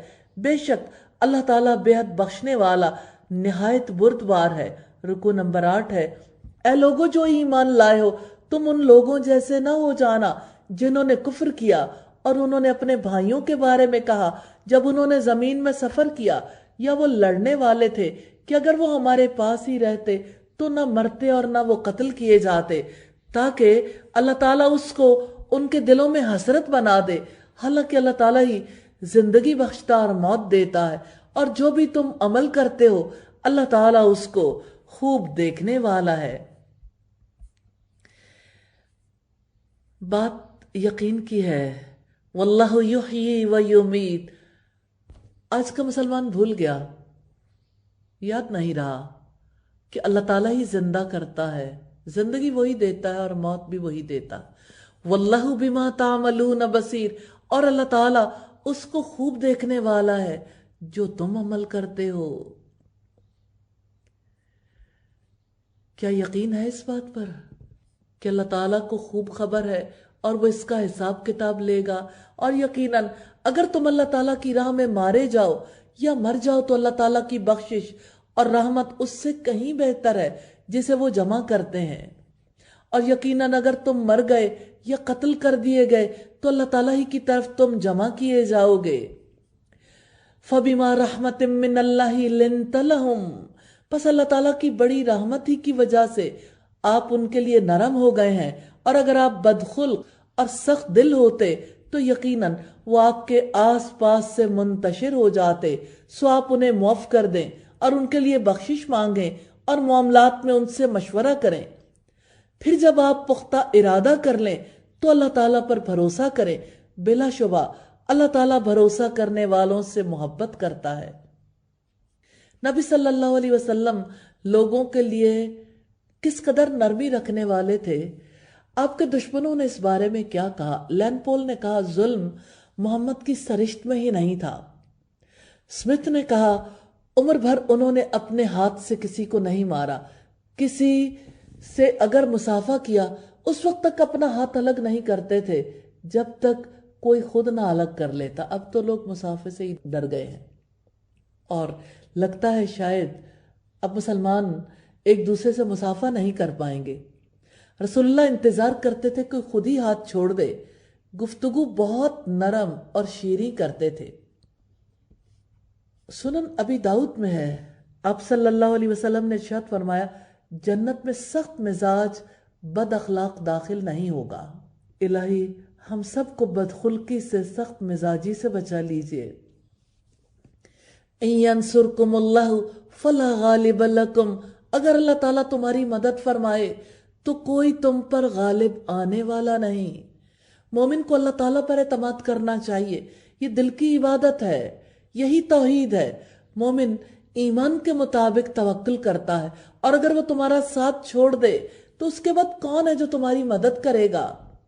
اور ایمان والوں پر تو لازم ہے کہ اللہ تعالیٰ پر بھروسہ کریں، اور کسی نبی کے لیے ممکن ہی نہیں کہ وہ خیانت کرے، اور جو خیانت کرے گا قیامت کے دن اس کو لے آئے گا جو اس نے خیانت کی، پھر ہر جان کو جو اس نے کمایا اس کا پورا پورا بدلہ دیا جائے گا، اور وہ ظلم نہیں کیے جائیں گے۔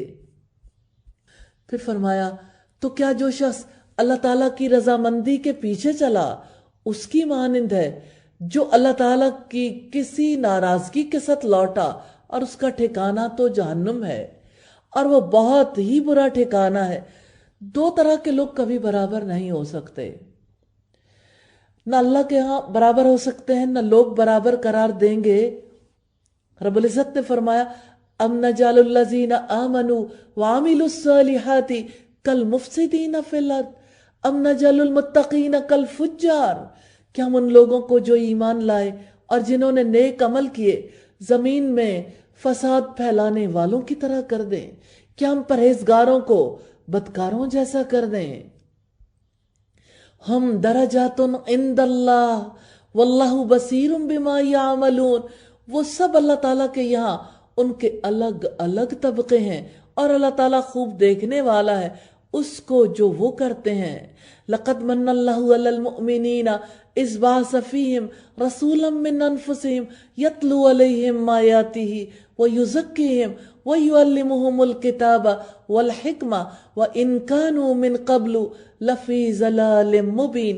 بلا شبہ اللہ تعالیٰ نے ایمان والوں پر یقیناً احسان فرمایا کہ جب انہی میں سے ایک رسول ان میں مبعوث فرمایا جو انہیں اللہ تعالیٰ کی آیات پڑھ کر سناتا ہے اور انہیں پاک کرتا ہے اور انہیں کتاب اور حکمت کی تعلیم دیتا ہے، حالانکہ بلا شبہ اس سے پہلے وہ یقیناً کھلی گمراہی میں تھے. اللہ تعالیٰ نے فرشتوں میں سے جنوں میں سے رسول نہیں بنایا، اور رسول کے 4 فرائض ہیں: تلاوت قرآن، تعلیم کتاب، تعلیم حکمت اور تزکیہ نفس، جس سے مراد عقائد، اعمال اور اخلاق کی اصلاح. ابن عباس کا قول ہے تزکیہ سے مراد اللہ تعالیٰ کی اطاعت اور اخلاص ہے. نیت سے سب سے بڑا تزکیہ ہوتا ہے. اور کیا جب تمہیں ایک ایسی مصیبت پہنچی جس سے 2 گنی تم پہنچا چکے تھے تو تم نے کہا یہ کہاں سے آ گئی ہے؟ آپ کہہ دیں وہ تمہارے اپنے ہی پاس سے ہے. بلا شبہ اللہ تعالیٰ ہر چیز پر پوری طرح قدرت رکھنے والا ہے. غزوہ احد کی بڑی مصیبت تھی، 70 افراد شہید ہوئے. 70 تھوڑی ہوتے ہیں، 70 گھرانے متاثر ہوئے تھے. اور بدر کے دن مسلمانوں نے 70 کافروں کو قتل کیا تھا، 70 کو قیدی بنا لیا تھا. اللہ تعالیٰ نے فرمایا ان پر دوہری مصیبت آئی تھی. اللہ تعالیٰ نے تمہیں دشمنوں کی قید میں نہیں دیا. اور جو مصیبت تمہیں پہنچی جس دن 2 جماعتیں آپس میں ٹکرائی تھیں تو وہ اللہ تعالیٰ کے حکم سے تھی اور تاکہ وہ مومنوں کو جان لے. اس کی طرف اشارہ رسول اللہ کو پہلے خواب ہی میں کر دیا گیا تھا. آپ نے خواب میں دیکھا میں نے تلوار کو ہلایا تو اس کا اگلا حصہ ٹوٹ گیا. اس کی تعبیر اس نقصان کی صورت میں ظاہر ہوئی جو مسلمانوں کو احد میں اٹھانا پڑا، اور تاکہ انہیں بھی جان لے جنہوں نے منافقت کی اور جن کے لیے کہا گیا آؤ اللہ کی راہ میں جنگ کرو یا دفاع کرو. انہوں نے کہا اگر ہمیں کسی جنگ کا علم ہوتا تو ہم ضرور تمہارے پیچھے آتے.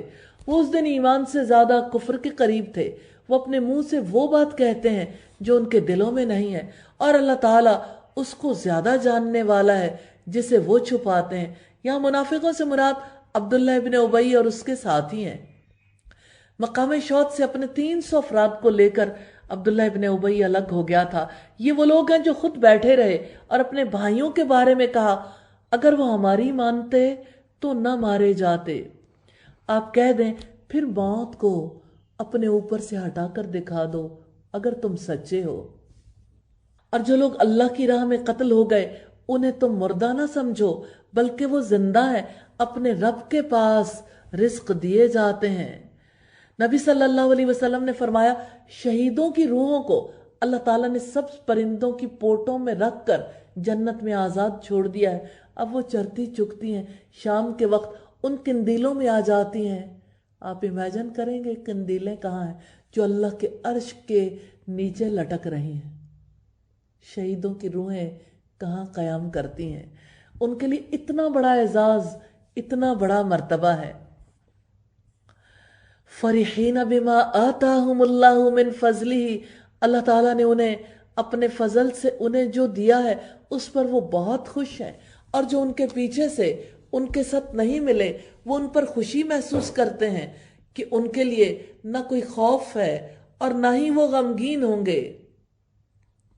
مقاتل نے کہا جس خیر، عزت اور رزق کو شہید پا رہے ہیں اس پر وہ بہت خوش ہیں. وہ خوشیاں منا رہے ہیں اللہ تعالیٰ کی طرف سے نعمت اور فضل پر، اور اس پر کہ یقیناً اللہ تعالیٰ ایمان والوں کا اجر ضائع نہیں کرتا. رکوع نمبر 9 ہے. جن لوگوں نے اللہ تعالیٰ اور رسول کا حکم مانا اس کے بعد بھی کہ انہیں زخم پہنچا، ان میں سے ان لوگوں کے لیے جنہوں نے نیکی کی اور اللہ تعالیٰ سے ڈر گئے بہت بڑا اجر ہے. جن سے لوگوں نے کہا کہ یقیناً دشمن تمہارے خلاف لشکر جمع کر چکے ہیں لہٰذا تم ان سے ڈر جاؤ، چنانچہ اس نے ان کو ایمان میں اور زیادہ کر دیا. تذکرہ حمراء الاسد کا، جہاں رسول اللہ نے جا کر پڑاؤ ڈالا، اس موقع پر ابو سفیان نے سمجھا اور سے واپس آ کر بڑی غلطی کی. زیادہ اچھا تھا مسلمانوں کا پیچھا کرتے، ان کی طاقت کو آخری طور پر ختم کر دیتے۔ اس نے ایک میسج دے کر کسی کو بھیجا کہ ابو سفیان واپس آ رہا ہے اور اس کے ساتھی تمہارا پیچھا کر رہے ہیں۔ آپ صلی اللہ علیہ وسلم نے بھی کسی کو میسج دے کر بھیجا کہ نبی صلی اللہ علیہ وسلم، محمد صلی اللہ علیہ وسلم اور ان کے ساتھی تمہارا پیچھا کر رہے ہیں۔ ابو سفیان کو جب یہ پتا چلا وہ واپس لوٹ گیا۔ یہی اس آیت میں ذکر ہے۔ اور جہاں تک اس بات کا تعلق ہے وَقَالُوا حَسْبُنَا اللَّهُ وَنِعْمَ الْوَكِيلُ، انہوں نے کہا اللہ تعالیٰ ہی ہمیں کافی ہے، وہ بہترین کارساز ہے، تو حسبنا اللہ ونعم الوکیل پڑھنے کی بڑی فضیلت ہے۔ صحیح بخاری میں کہ سیدنا ابراہیم علیہ السلام کو جب آگ میں ڈالا گیا ان کی زبان پر یہی الفاظ تھے۔ حقیقت یہ ہے کہ اللہ تعالیٰ بہترین کارساز ہے۔ چنانچہ وہ اللہ تعالیٰ کے فضل اور نعمت کے ساتھ پلٹے کہ انہیں کوئی تکلیف تک نہ پہنچی اور انہوں نے اللہ تعالیٰ کی رضا کی پیروی کی، اور اللہ تعالیٰ بڑے ہی فضل والا ہے۔ اللہ تعالیٰ کی نعمت سے مراد جنگ سے سلامتی، ایمان کی سلامتی اور اس میں اضافہ مراد ہے، اور فضل سے مراد وہ نفع ہے جو بدر صغرا میں تجارت سے حاصل ہوا۔ یقیناً یہ تو شیطان ہی ہے جو تمہیں اپنے دوستوں سے ڈراتا ہے، چنانچہ تم ان سے نہ ڈرو اور مجھ سے ڈرو اگر تم مومن ہو۔ اس آیت کریمہ سے پتہ چلتا ہے اللہ تعالیٰ کا خوف واجب ہے۔ آپ نے کس خوف کو اپنے لیے واجب قرار دے لیا؟ سوچے، کہاں کائنات کا بادشاہ اور کہاں کورونا۔ استغفر اللہ۔ خوف جو اللہ تعالیٰ کا خوف ہے لوازم ایمان میں سے ہے۔ بندہ ایمان کے مطابق ہی خوف رکھتا ہے، اور خوف پسندیدہ ہے، ایسا خوف جو بندے کو اللہ تعالیٰ کے حرام کردہ کاموں سے روک دے۔ وَلَا يَحْزُنْكَ الَّذِينَ يُسَارِعُونَ فِي الْكُفْرِ، وہ آپ کو غم نہ پہنچائیں جو کفر میں جلدی کرتے ہیں۔ بلا شبہ وہ اللہ تعالیٰ کو ہرگز کوئی نقصان نہیں پہنچا سکتے۔ اللہ تعالیٰ چاہتا ہے کہ آخرت میں ان کے لیے کوئی حصہ نہ رکھے اور ان کے لیے بڑا عذاب ہے۔ تو جو کفر میں جلدی کرتے ہیں اللہ تعالیٰ کو نقصان نہیں پہنچا سکتے۔ وہ سارے ذرائع، ساری قوتیں، اپنی ساری فکر لگا دیتے ہیں۔ آج ایسا نہیں ہے۔ اسلام کی بجائے کفر کو، اسلام کی بجائے باطل نظام کو ترویج دینے کے لیے ہمارا تھنک ٹینک کام نہ کر رہا ہو؟ کیا ہمارے وہ تمام افراد جو ایڈورٹائزنگ میں کام کر رہے ہیں ان چیزوں کو خوبصورت بنا کر پیش نہیں کرتے؟ اس نظریے کو ہمارے میڈیا کے لوگ کس طرح لوگوں کے اندر اس تہذیب کو راسخ کرنے کے لیے اپنا کردار ادا کر رہے ہیں۔ تو کفر کی راہ میں تیز گامی دکھانے سے مراد کافرانہ تہذیب پر پورا اترنے کے لیے اپنا حصہ ڈالنا۔ قلم والے قلم کا استعمال کرتے ہیں، شاعری کرتے ہیں، میڈیا کے افراد کیسے اس کے لیے دلائل دیتے ہیں، آگے بڑھ کر اپنا حصہ لیتے ہیں۔ یقیناً جن لوگوں نے ایمان کے بدلے میں کفر خریدا ہے وہ اللہ تعالیٰ کو ہرگز کوئی نقصان نہیں پہنچائیں گے اور ان کے لیے دردناک عذاب ہے۔ اور جن لوگوں نے کفر کیا وہ ہرگز یہ گمان نہ کریں کہ یقیناً ہم انہیں جو مہلت دے رہے ہیں وہ ان کے لیے بہتر ہے۔ ہم انہیں اسی لیے مہلت دے رہے ہیں تاکہ وہ گناہ میں اور زیادہ بڑھ جائیں، اور ان کے لیے رسوا کن عذاب ہے۔ تو مہلت دینے سے مراد ہے زندگی میں کفر اور کافرانہ کاموں کی مہلت۔ کافر کو جو لمبی زندگی مل رہی ہے انہیں ان کے حال پر چھوڑا جا رہا ہے، اور زیادہ اس میدان میں پستی اختیار کرنے کے لیے۔ پھر فرمایا اللہ تعالیٰ ایسا نہیں ہے کہ وہ مومنوں کو اسی حالت پر چھوڑ دے جس پر تم ہو، یہاں تک کہ وہ ناپاک کو پاک سے الگ نہ کر دے، اور کبھی ایسا نہیں ہے اللہ تعالیٰ کہ وہ تمہیں غیب کی اطلاع دے، لیکن اللہ تعالیٰ اپنے رسولوں میں سے جس کو چاہتا ہے منتخب کرتا ہے۔ چنانچہ تم اللہ تعالیٰ پر، اس کے رسولوں پر ایمان لاؤ، اور اگر تم ایمان لاؤ اور متقی بنو تو تمہارے لیے بہت بڑا اجر ہے۔ یا ارحم الراحمین، ہم سب کو تقوی نصیب کرنا۔ اور جو لوگ بخل کرتے ہیں اس میں جو اللہ تعالیٰ نے انہیں اپنے فضل سے دیا ہے وہ ہرگز گمان نہ کریں کہ ان کے لیے وہ بہتر ہے، بلکہ ان کے لیے وہ بہت ہی برا ہے، جلد ہی قیامت کے دن انہیں اس کا طوق پہنایا جائے گا جو انہوں نے بخل کیا، اور آسمانوں اور زمین کی میراث اللہ تعالیٰ کے لیے ہے، اور جو بھی تم کرتے ہو اللہ تعالیٰ اس سے پوری طرح باخبر ہے۔ رکو نمبر 10 ہے، لَقَدْ سَمِعَ اللَّهُ قَوْلَ الَّذِينَ قَالُوا إِنَّ اللَّهَ فَقِيرٌ وَنَحْنُ أَغْنِيَاءُ، بلا شبہ اللہ تعالیٰ نے یقیناً ان کی بات سن لی جنہوں نے کہا کہ بلا شبہ اللہ تعالیٰ فقیر ہے اور ہم مالدار ہیں۔ جلد ہی ہم لکھ دیں گے جو انہوں نے کہا، اور ان کا نبیوں کو ناحق قتل کرنا بھی، اور ہم کہیں گے کہ تم جلنے کا عذاب چکھو۔ یہ اس وجہ سے ہے جو آگے بھیجا تمہارے ہاتھوں نے، اور یقیناً اللہ تعالیٰ اپنے بندوں پر کچھ بھی ظلم کرنے والا نہیں۔ اللہ تعالیٰ مجرموں، متقیوں، کافروں کو ایک مقام مرتبہ نہیں دے گا، ہر ایک کا درجہ اپنے اعمال کے مطابق ہوگا۔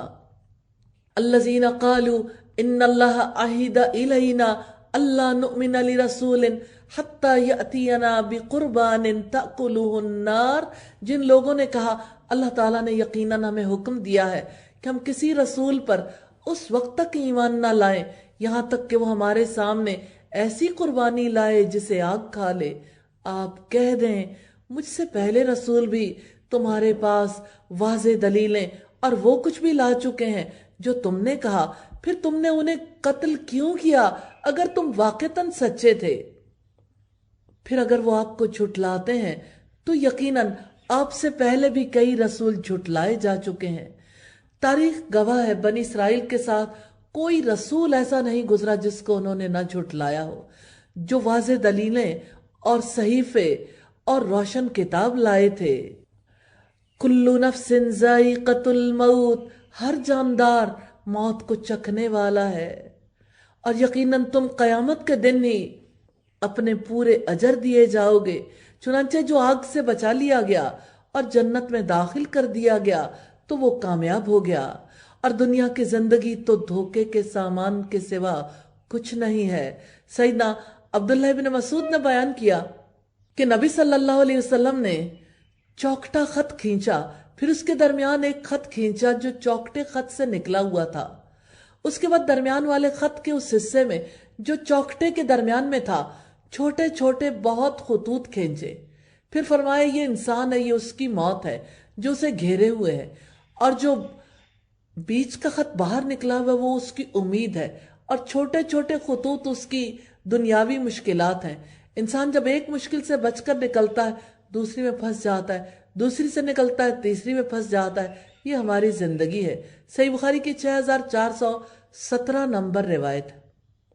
یقیناً تم اپنے مالوں اور اپنی جانوں میں ضرور آزمائے جاؤ گے، اور یقیناً تم ان سے ضرور بہت سی تکلیف دہ باتیں سنو گے جن کو تم سے پہلے کتاب دی گئی، اور ان لوگوں سے بھی جنہوں نے شرک کیا، اور اگر تم صبر کرو اور متقی بنو تو یقیناً یہ بلند حوصلہ کاموں میں سے ہے۔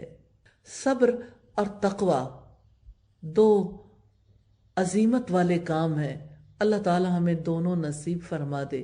اور جب اللہ تعالیٰ نے ان لوگوں سے پختہ عہد لیا جنہیں کتاب دی گئی کہ تم اس کتاب کو لوگوں کے سامنے ضرور بیان کرتے رہو گے اور تم اس کو نہیں چھپاؤ گے، تو انہوں نے اس عہد کو اپنی پشتوں کے پیچھے ڈال دیا، اور اس کے بدلے انہوں نے بہت تھوڑی قیمت لی۔ سو کتنا برا ہے جس کو وہ خرید رہے ہیں۔ لا تحسبن الذین یفرحون بما اتوا، آپ ان لوگوں کو ہرگز خیال نہ کریں جو خوش ہوتے ہیں ان کاموں پر جو انہوں نے کیے، چاہتے ہیں کہ ان پر بھی ان کی تعریف کی جائے اور ان پر بھی ان کی تعریف کی جائے جو انہوں نے نہیں کیے۔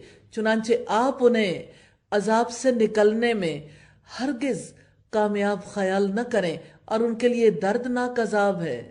نبی صلی اللہ علیہ وسلم نے فرمایا جو شخص کسی ایسی خوبی کا دعویٰ کرے جو اللہ تعالیٰ نے اسے نہیں دی، وہ جھوٹ اور فریب کے دو کپڑے پہننے والے کی طرح ہے۔ جیسے لوگوں میں کوئی نیک نامی چاہتا ہے، جو کام نہیں کیے، صدقہ نہیں کیا، اور لوگوں میں سخی مشہور ہونا چاہتا ہے یا علم والے کے طور پر مشہور ہونا چاہتا ہے، تو لوگوں سے جو تعریف حاصل کرنے کے لیے ایسا کرتے ہیں، اللہ رب العزت نے انہی کے بارے میں یہ آیت نازل فرمائی، وَلِلَّهِ مُلْكُ السَّمَاوَاتِ وَالْأَرْضِ وَاللَّهُ عَلَى كُلِّ شَيْءٍ قَدِيرٌ، اور آسمانوں اور زمین کی بادشاہت اللہ تعالیٰ ہی کے لیے ہے، اور اللہ تعالیٰ ہر چیز پر پوری طرح قدرت رکھنے والا ہے۔ رکوع نمبر 11 ہے، ان فی خلق السماوات والارض واختلاف اللیل والنہار لآیات لأولی الالباب، یقیناً آسمانوں اور زمین کی تخلیق میں اور رات اور دن کے بدلنے میں عقل مندوں کے لیے بہت سی نشانیاں ہیں۔ الذین یذکرون اللہ قیاما وقعودا وعلی جنوبہم ویتفکرون فی خلق السماوات والارض ربنا ما خلقت هذا باطلا سبحانک فقنا عذاب النار۔ وہ لوگ جو کھڑے اور بیٹھے اور اپنے پہلوؤں پر لیٹے بھی اللہ تعالیٰ کو یاد کرتے ہیں اور آسمانوں اور زمین کی پیدائش میں غور و فکر کرتے ہیں، اے ہمارے رب تو نے یہ سب کچھ بے مقصد نہیں بنایا، آپ پاک ہیں، سو ہمیں آگ کے عذاب سے بچا لیں۔ انسان جب کھڑے بیٹھے لیٹے اللہ تعالیٰ کو یاد کرتا ہے تو اس کا دل غافل نہیں ہوتا، اس یقین تک پہنچ جاتا ہے کہ اللہ تعالیٰ اس کا خالق ہے، وہ قدرت والا ہے، وہ حکمت والا ہے۔ پھر فرمایا ربنا انک من تدخل النار فقد اخزیتہ وما للظالمین من انصار، اے ہمارے رب بے شک جس کو تو نے آگ میں ڈالا تو اس کو تو نے واقعی رسوا کر دیا اور ظالموں کے لیے کوئی مددگار نہیں۔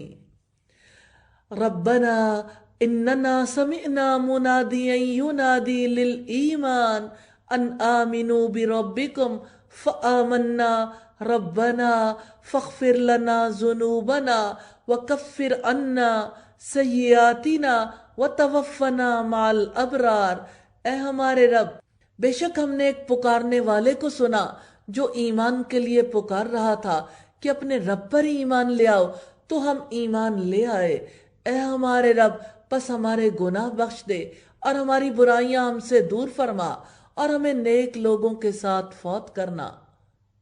منادی سے مراد محمد صلی اللہ علیہ وسلم ہے، جنہوں نے تندہی سے اسلام کی دعوت دی۔ ربنا وآتنا ما وعدتنا على رسولك ولا تخزنا يوم القیامہ انک لا تخلف المیعاد، اے ہمارے رب جو وعدہ تو نے ہم سے اپنے رسولوں کی زبانی کیا ہے ہمیں وہ عطا فرما اور قیامت کے دن ہمیں رسوا نہ کرنا، بلا شبہ تو اپنے وعدے کے خلاف نہیں کرتا۔ رسولوں کی زبانی یہ وعدہ کیا ہے کہ ایمان لا کر نیک عمل کرنے والوں کو بہترین اجر دیا جائے گا اور اللہ تعالیٰ انہیں دنیا کی قیادت عطا کریں گے۔ فاستجاب لهم ربهم، چنانچہ ان کے رب نے ان کی دعا قبول فرمائی کہ بے شک میں تم میں سے کسی عمل کرنے والے کا عمل ضائع نہیں کروں گا، مرد ہو یا عورت، تم سب ایک دوسرے سے ہی ہو۔ تو جن لوگوں نے ہجرت کی اور جو اپنے گھروں سے نکالے گئے اور میری راہ میں تکلیف دیے گئے اور انہوں نے جنگ کی اور قتل کر دیے گئے، تو یقیناً میں ضرور ان کی برائیاں ان سے دور کر دوں گا اور یقیناً میں ضرور انہیں باغات میں داخل کروں گا جن کے نیچے نہریں جاری ہوں گی۔ اللہ تعالیٰ کے ہاں یہ ان کا بدلہ ہے اور اللہ تعالیٰ ہی کے پاس بہترین بدلہ ہے۔ اور جن لوگوں نے کفر کیا ان کا شہروں میں چلنا پھرنا یعنی تجارت کرنا آپ کو ہرگز دھوکے میں نہ ڈالے، بہت ہی تھوڑا فائدہ ہے، پھر ان کا ٹھکانہ جہنم ہوگا اور وہ بہت ہی برا بچھونا ہے۔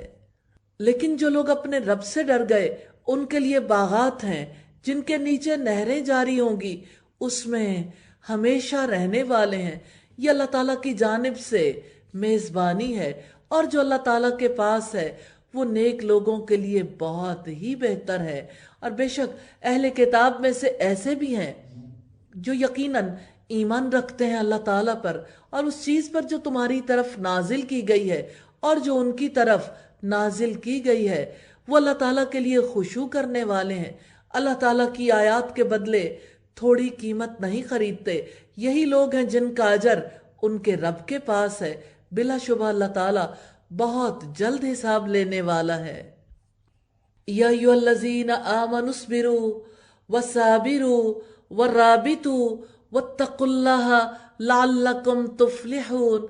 ए लोगो जो ईमान लाए हो, सब्र करो और मुकाबले में जमे रहो और मोर्चों में डटे रहो और अल्लाह ताला से डर जाओ ताकि तुम कामयाब हो जाओ। इस्बिरू सब्र करो, यानी जो अल्लाह ताला ने हुक्म दिया फराइज पर उसकी इताअत पर सब्र करो। वसाबिरू और मुकाबले में जमे रहो, जंग की शिद्दतों में दुश्मन के मुकाबले में डटे रहो, यही मुसाबिरत है। वराबितू और मोर्चों में डटे रहो, जंग के मैदान में हर वक्त चौकन्ना रहना, जिहाद के लिए तैयारी करना, यही मुराबिता है।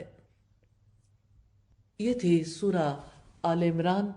अल्लाह ताला से दुआ है हमारी कमियों कोताहियों से दरगुजर फरमाए और हमें सूरा आल इमरान में जो तौहीद की दावत दी गई हमें उसका यकीन नसीब फरमाए। और अल्लाह ताला क़यामत के दिन जब दो साहिबानों की तरह ये दो सूरतें आएंगी या दो बादलों की तरह, इलाही तो इन्हें हमारे लिए भी भेज देना और इलाही हमें दिन और रात के औकात में तौफीक देना सूरा अल बकरा और सूरा आल इमरान की तिलावत। अल्लाह के पाक नाम से सूरा अन-निसा का आगाज करते हैं। सूरा अन-निसा मदनी सूरत है, 176 आयात हैं, 24 रुकू हैं। ये कुरान करीम में चौथे नंबर पर है। नुज़ूली तरतीब के एतबार से इसका नंबर 92 है। सैयदना इब्न मसूद फरमाते मुझे सूरा अन-निसा की 5 आयात दुनिया और माफिया से ज्यादा महबूब हैं। आयत नंबर 31, 40, 110 और 152।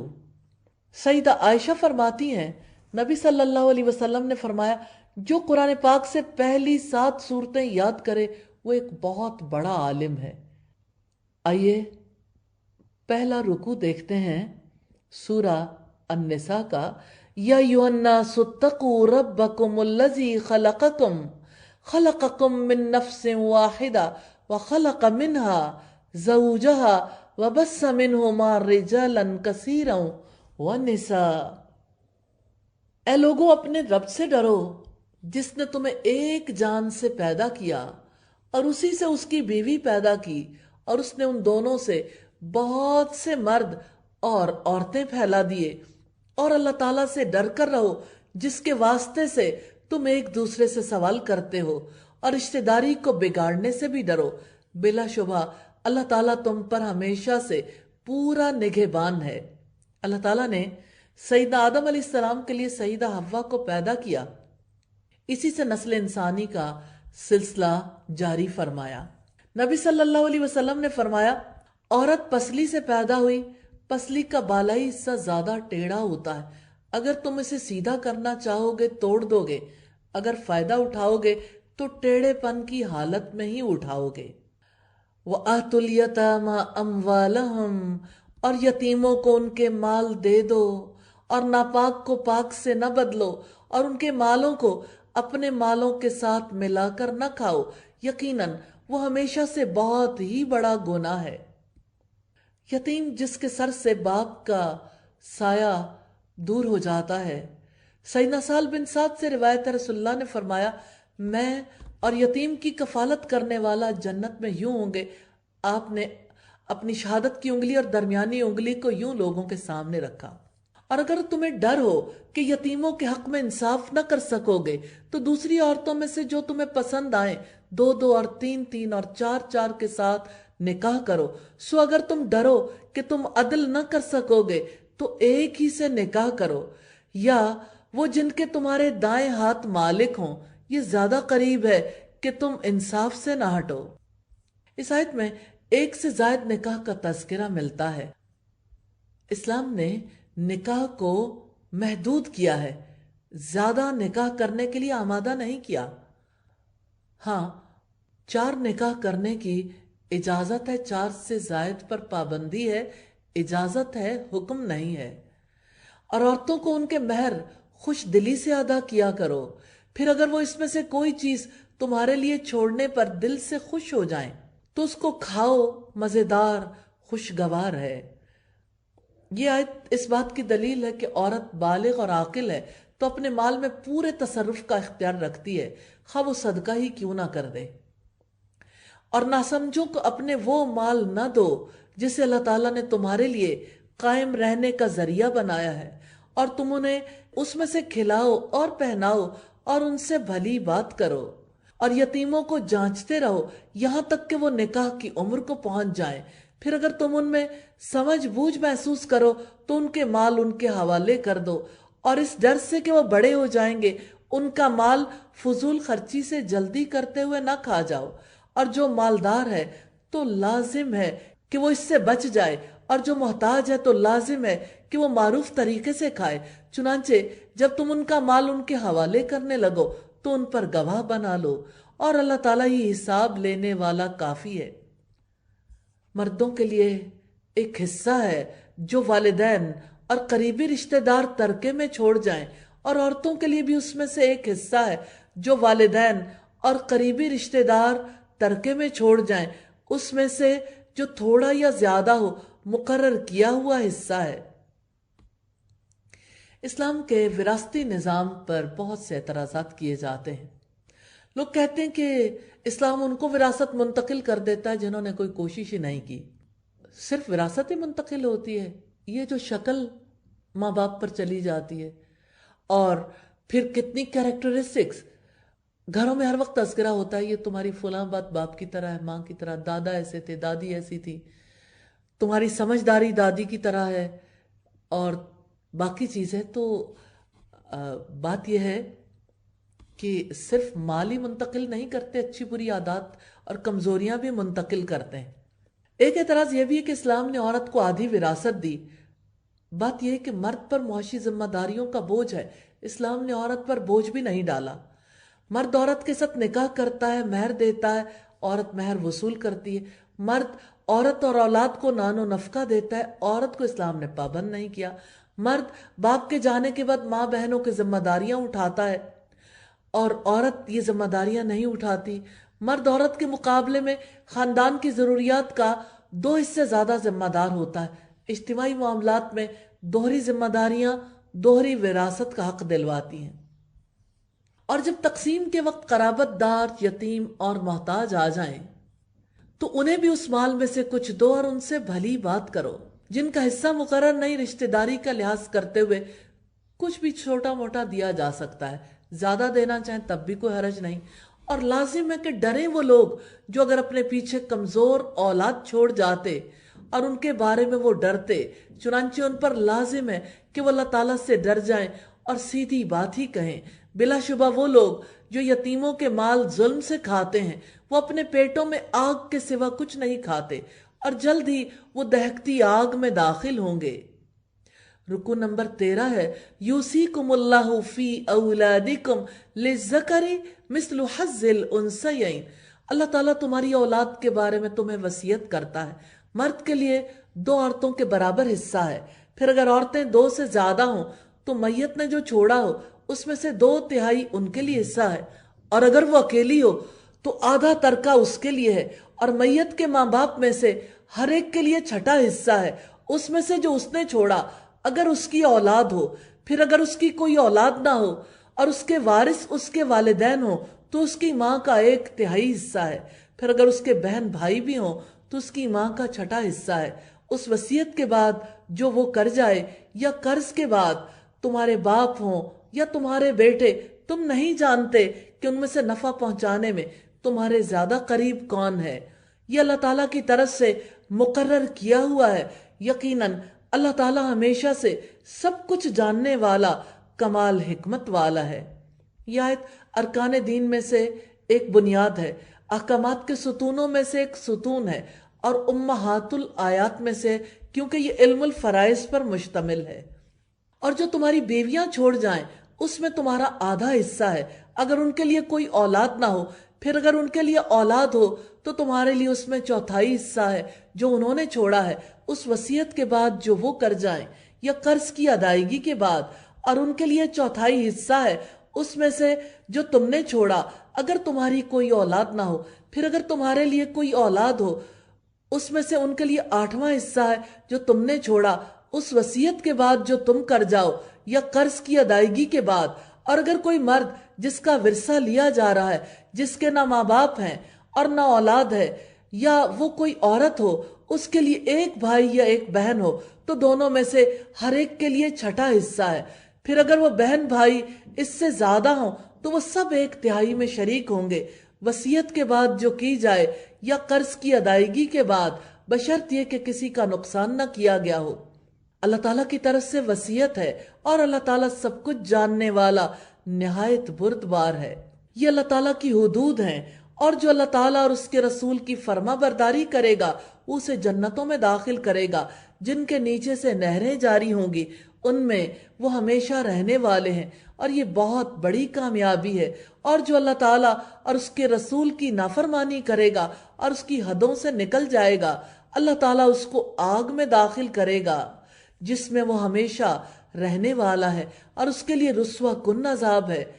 یہ رکو نمبر 14 ہے، اور یہ آخری رکو ہے۔ اور تمہاری عورتوں میں سے جو بدکاری کریں ان پر اپنے میں سے 4 مردوں کی گواہی لو، پھر اگر وہ گواہی دے دیں تو انہیں گھروں میں بند رکھو یہاں تک کہ انہیں موت اٹھا لے جائے، یا اللہ تعالیٰ ان کے لیے کوئی راستہ نکال دے۔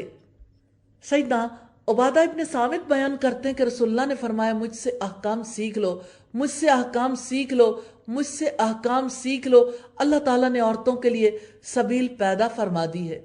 کنوارا کنواری کے ساتھ بدکاری کرے تو اس کے لیے 100 کوڑے اور اس کے لیے جلا وطنی ہے، اور شادی شدہ مرد شادی شدہ عورت کے ساتھ بدکاری کرے تو ان میں سے ہر ایک کے لیے 100 کوڑے اور رجم کی سزا ہے۔ صحیح مسلم کی 4414 نمبر روایت ہے۔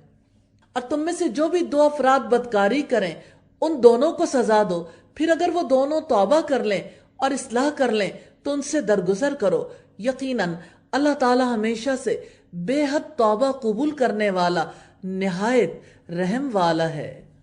اللہ تعالیٰ پر توبہ کا قبول کرنا صرف انہی کے لیے ہے جو نادانی سے برائی کرتے ہیں پھر جلدی اس سے توبہ کرتے ہیں، تو یہی لوگ ہیں جن پر اللہ تعالیٰ مہربان ہوتا ہے، اور اللہ تعالیٰ ہمیشہ ہی سے سب کچھ جاننے والا کمال حکمت والا ہے۔ سیدنا عبداللہ بن مسعود سے روایت ہے، رسول اللہ نے فرمایا، ندامت ہی توبہ ہے۔ حقیقت یہ ہے کہ سچی توبہ کا آغاز ندامت ہی سے ہوتا ہے، پھر دوبارہ کبھی نہ کرنے کا عزم اور گناہوں کا کفارہ ادا کرنا ہے۔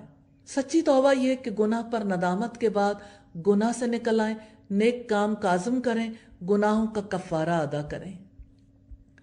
اور توبہ ایسے لوگوں کے لیے نہیں ہے جو برے کام کرتے جاتے ہیں، حتیٰ کہ جب ان میں سے کسی کے پاس موت آ جاتی ہے وہ کہتا ہے کہ بلا شبہ اب میں نے توبہ کی، اور نہ ہی ان کی توبہ ہے جو اس حال میں مرتے ہیں کہ وہ کافر ہیں۔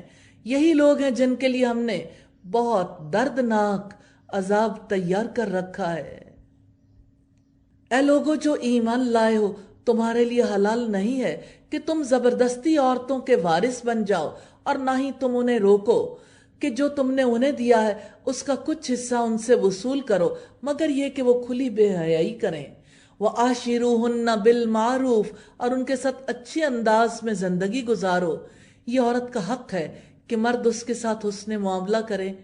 فَإِن كَرِهْتُمُوهُنَّ، پھر اگر تم انہیں ناپسند کرتے ہو تو ہو سکتا ہے کہ تم جس کو ناپسند کرو اور اللہ تعالیٰ نے اس میں بہت زیادہ بہتری رکھ دی ہو، اور اگر تم ایک بیوی کی جگہ دوسری بیوی بدلنے کا ارادہ کر لو اور تم نے ان میں سے ایک کو خزانہ تک دے دیا ہو تو بھی اس میں سے تم کچھ واپس نہ لو، کیا تم اسے بہتان لگا کر اور کھلا گناہ کر کے واپس لوگے؟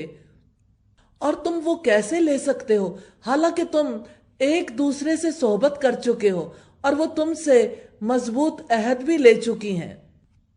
اور جن عورتوں سے تمہارے باپ نکاح کر چکے ہوں ان سے نکاح نہ کرو مگر جو پہلے ہو چکا، یقیناً وہ ہمیشہ سے بے حیائی اور سخت ناراضگی کی بات ہے اور بہت ہی برا راستہ ہے۔ آخری آیات ہیں، حرمت علیکم امہاتکم وبناتکم واخواتکم واماتکم وخالاتکم، تم پر حرام کی گئی ہیں تمہاری مائیں اور تمہاری بیٹیاں اور تمہاری بہنیں اور تمہاری پھوپھیاں اور تمہاری خالائیں اور بھائی کی بیٹیاں اور بہن کی بیٹیاں اور تمہاری وہ مائیں جنہوں نے تمہیں دودھ پلایا، اور رضاعت میں تمہاری بہنیں اور تمہاری بیویوں کی مائیں اور تمہاری گود میں پرورش پانے والی وہ لڑکیاں جو تمہاری ان بیویوں سے ہوں جن سے تم نے صحبت کی ہے۔ پھر اگر تم نے ان سے صحبت نہیں کی تو تم پر کوئی گناہ نہیں، اور تمہارے ان بیٹوں کی بیویاں جو تمہاری صلب سے ہیں، اور یہ کہ تم اکٹھا کر دو دو بہنوں کو مگر جو پہلے ہو چکا، یقیناً اللہ تعالیٰ بے حد بخشنے والا نہایت رحم والا ہے۔ 7 نسبی حرام رشتے ہیں، مائیں، بیٹیاں، بہنیں، پھوپھیاں، خالائیں، بھانجیاں، بھتیجیاں۔ ابن عباس فرماتے ہیں 7 عورتیں نسب کی وجہ سے حرام ہیں اور 7 عورتیں سسرال کی وجہ سے حرام ہیں۔ پھر انہوں نے اسی آیت کی تلاوت کی۔ 7 سسرالی محرمات ہیں: ساس، بہو، ربائب یعنی بیوی کے پہلے شوہر کی بیٹیاں، 2 سگی بہنوں کا نکاح میں جمع ہونا، بیوی کی بہن یعنی سالی، پھوپھی، خالہ، بھتیجی اور بھانجی سے نکاح بیوی کی موجودگی میں حرام ہے۔ رسول اللہ نے فرمایا پھوپھی اور بھتیجی، خالہ اور بھانجی کو ایک نکاح میں جمع نہ کیا جائے۔ الحمدللہ 4تھا پارہ کمپلیٹ ہوا اور اہم احکامات کے ساتھ۔ اللہ تعالیٰ سے دعا ہے ہمیں ڈیٹیل سے پڑھنا نصیب فرمائے اور ہمیں اس پر عمل کرنے کی توفیق عطا فرمائے۔ السلام علیکم ورحمۃ اللہ وبرکاتہ۔ رحمتوں سے بھری شام، مرحبا رمضان۔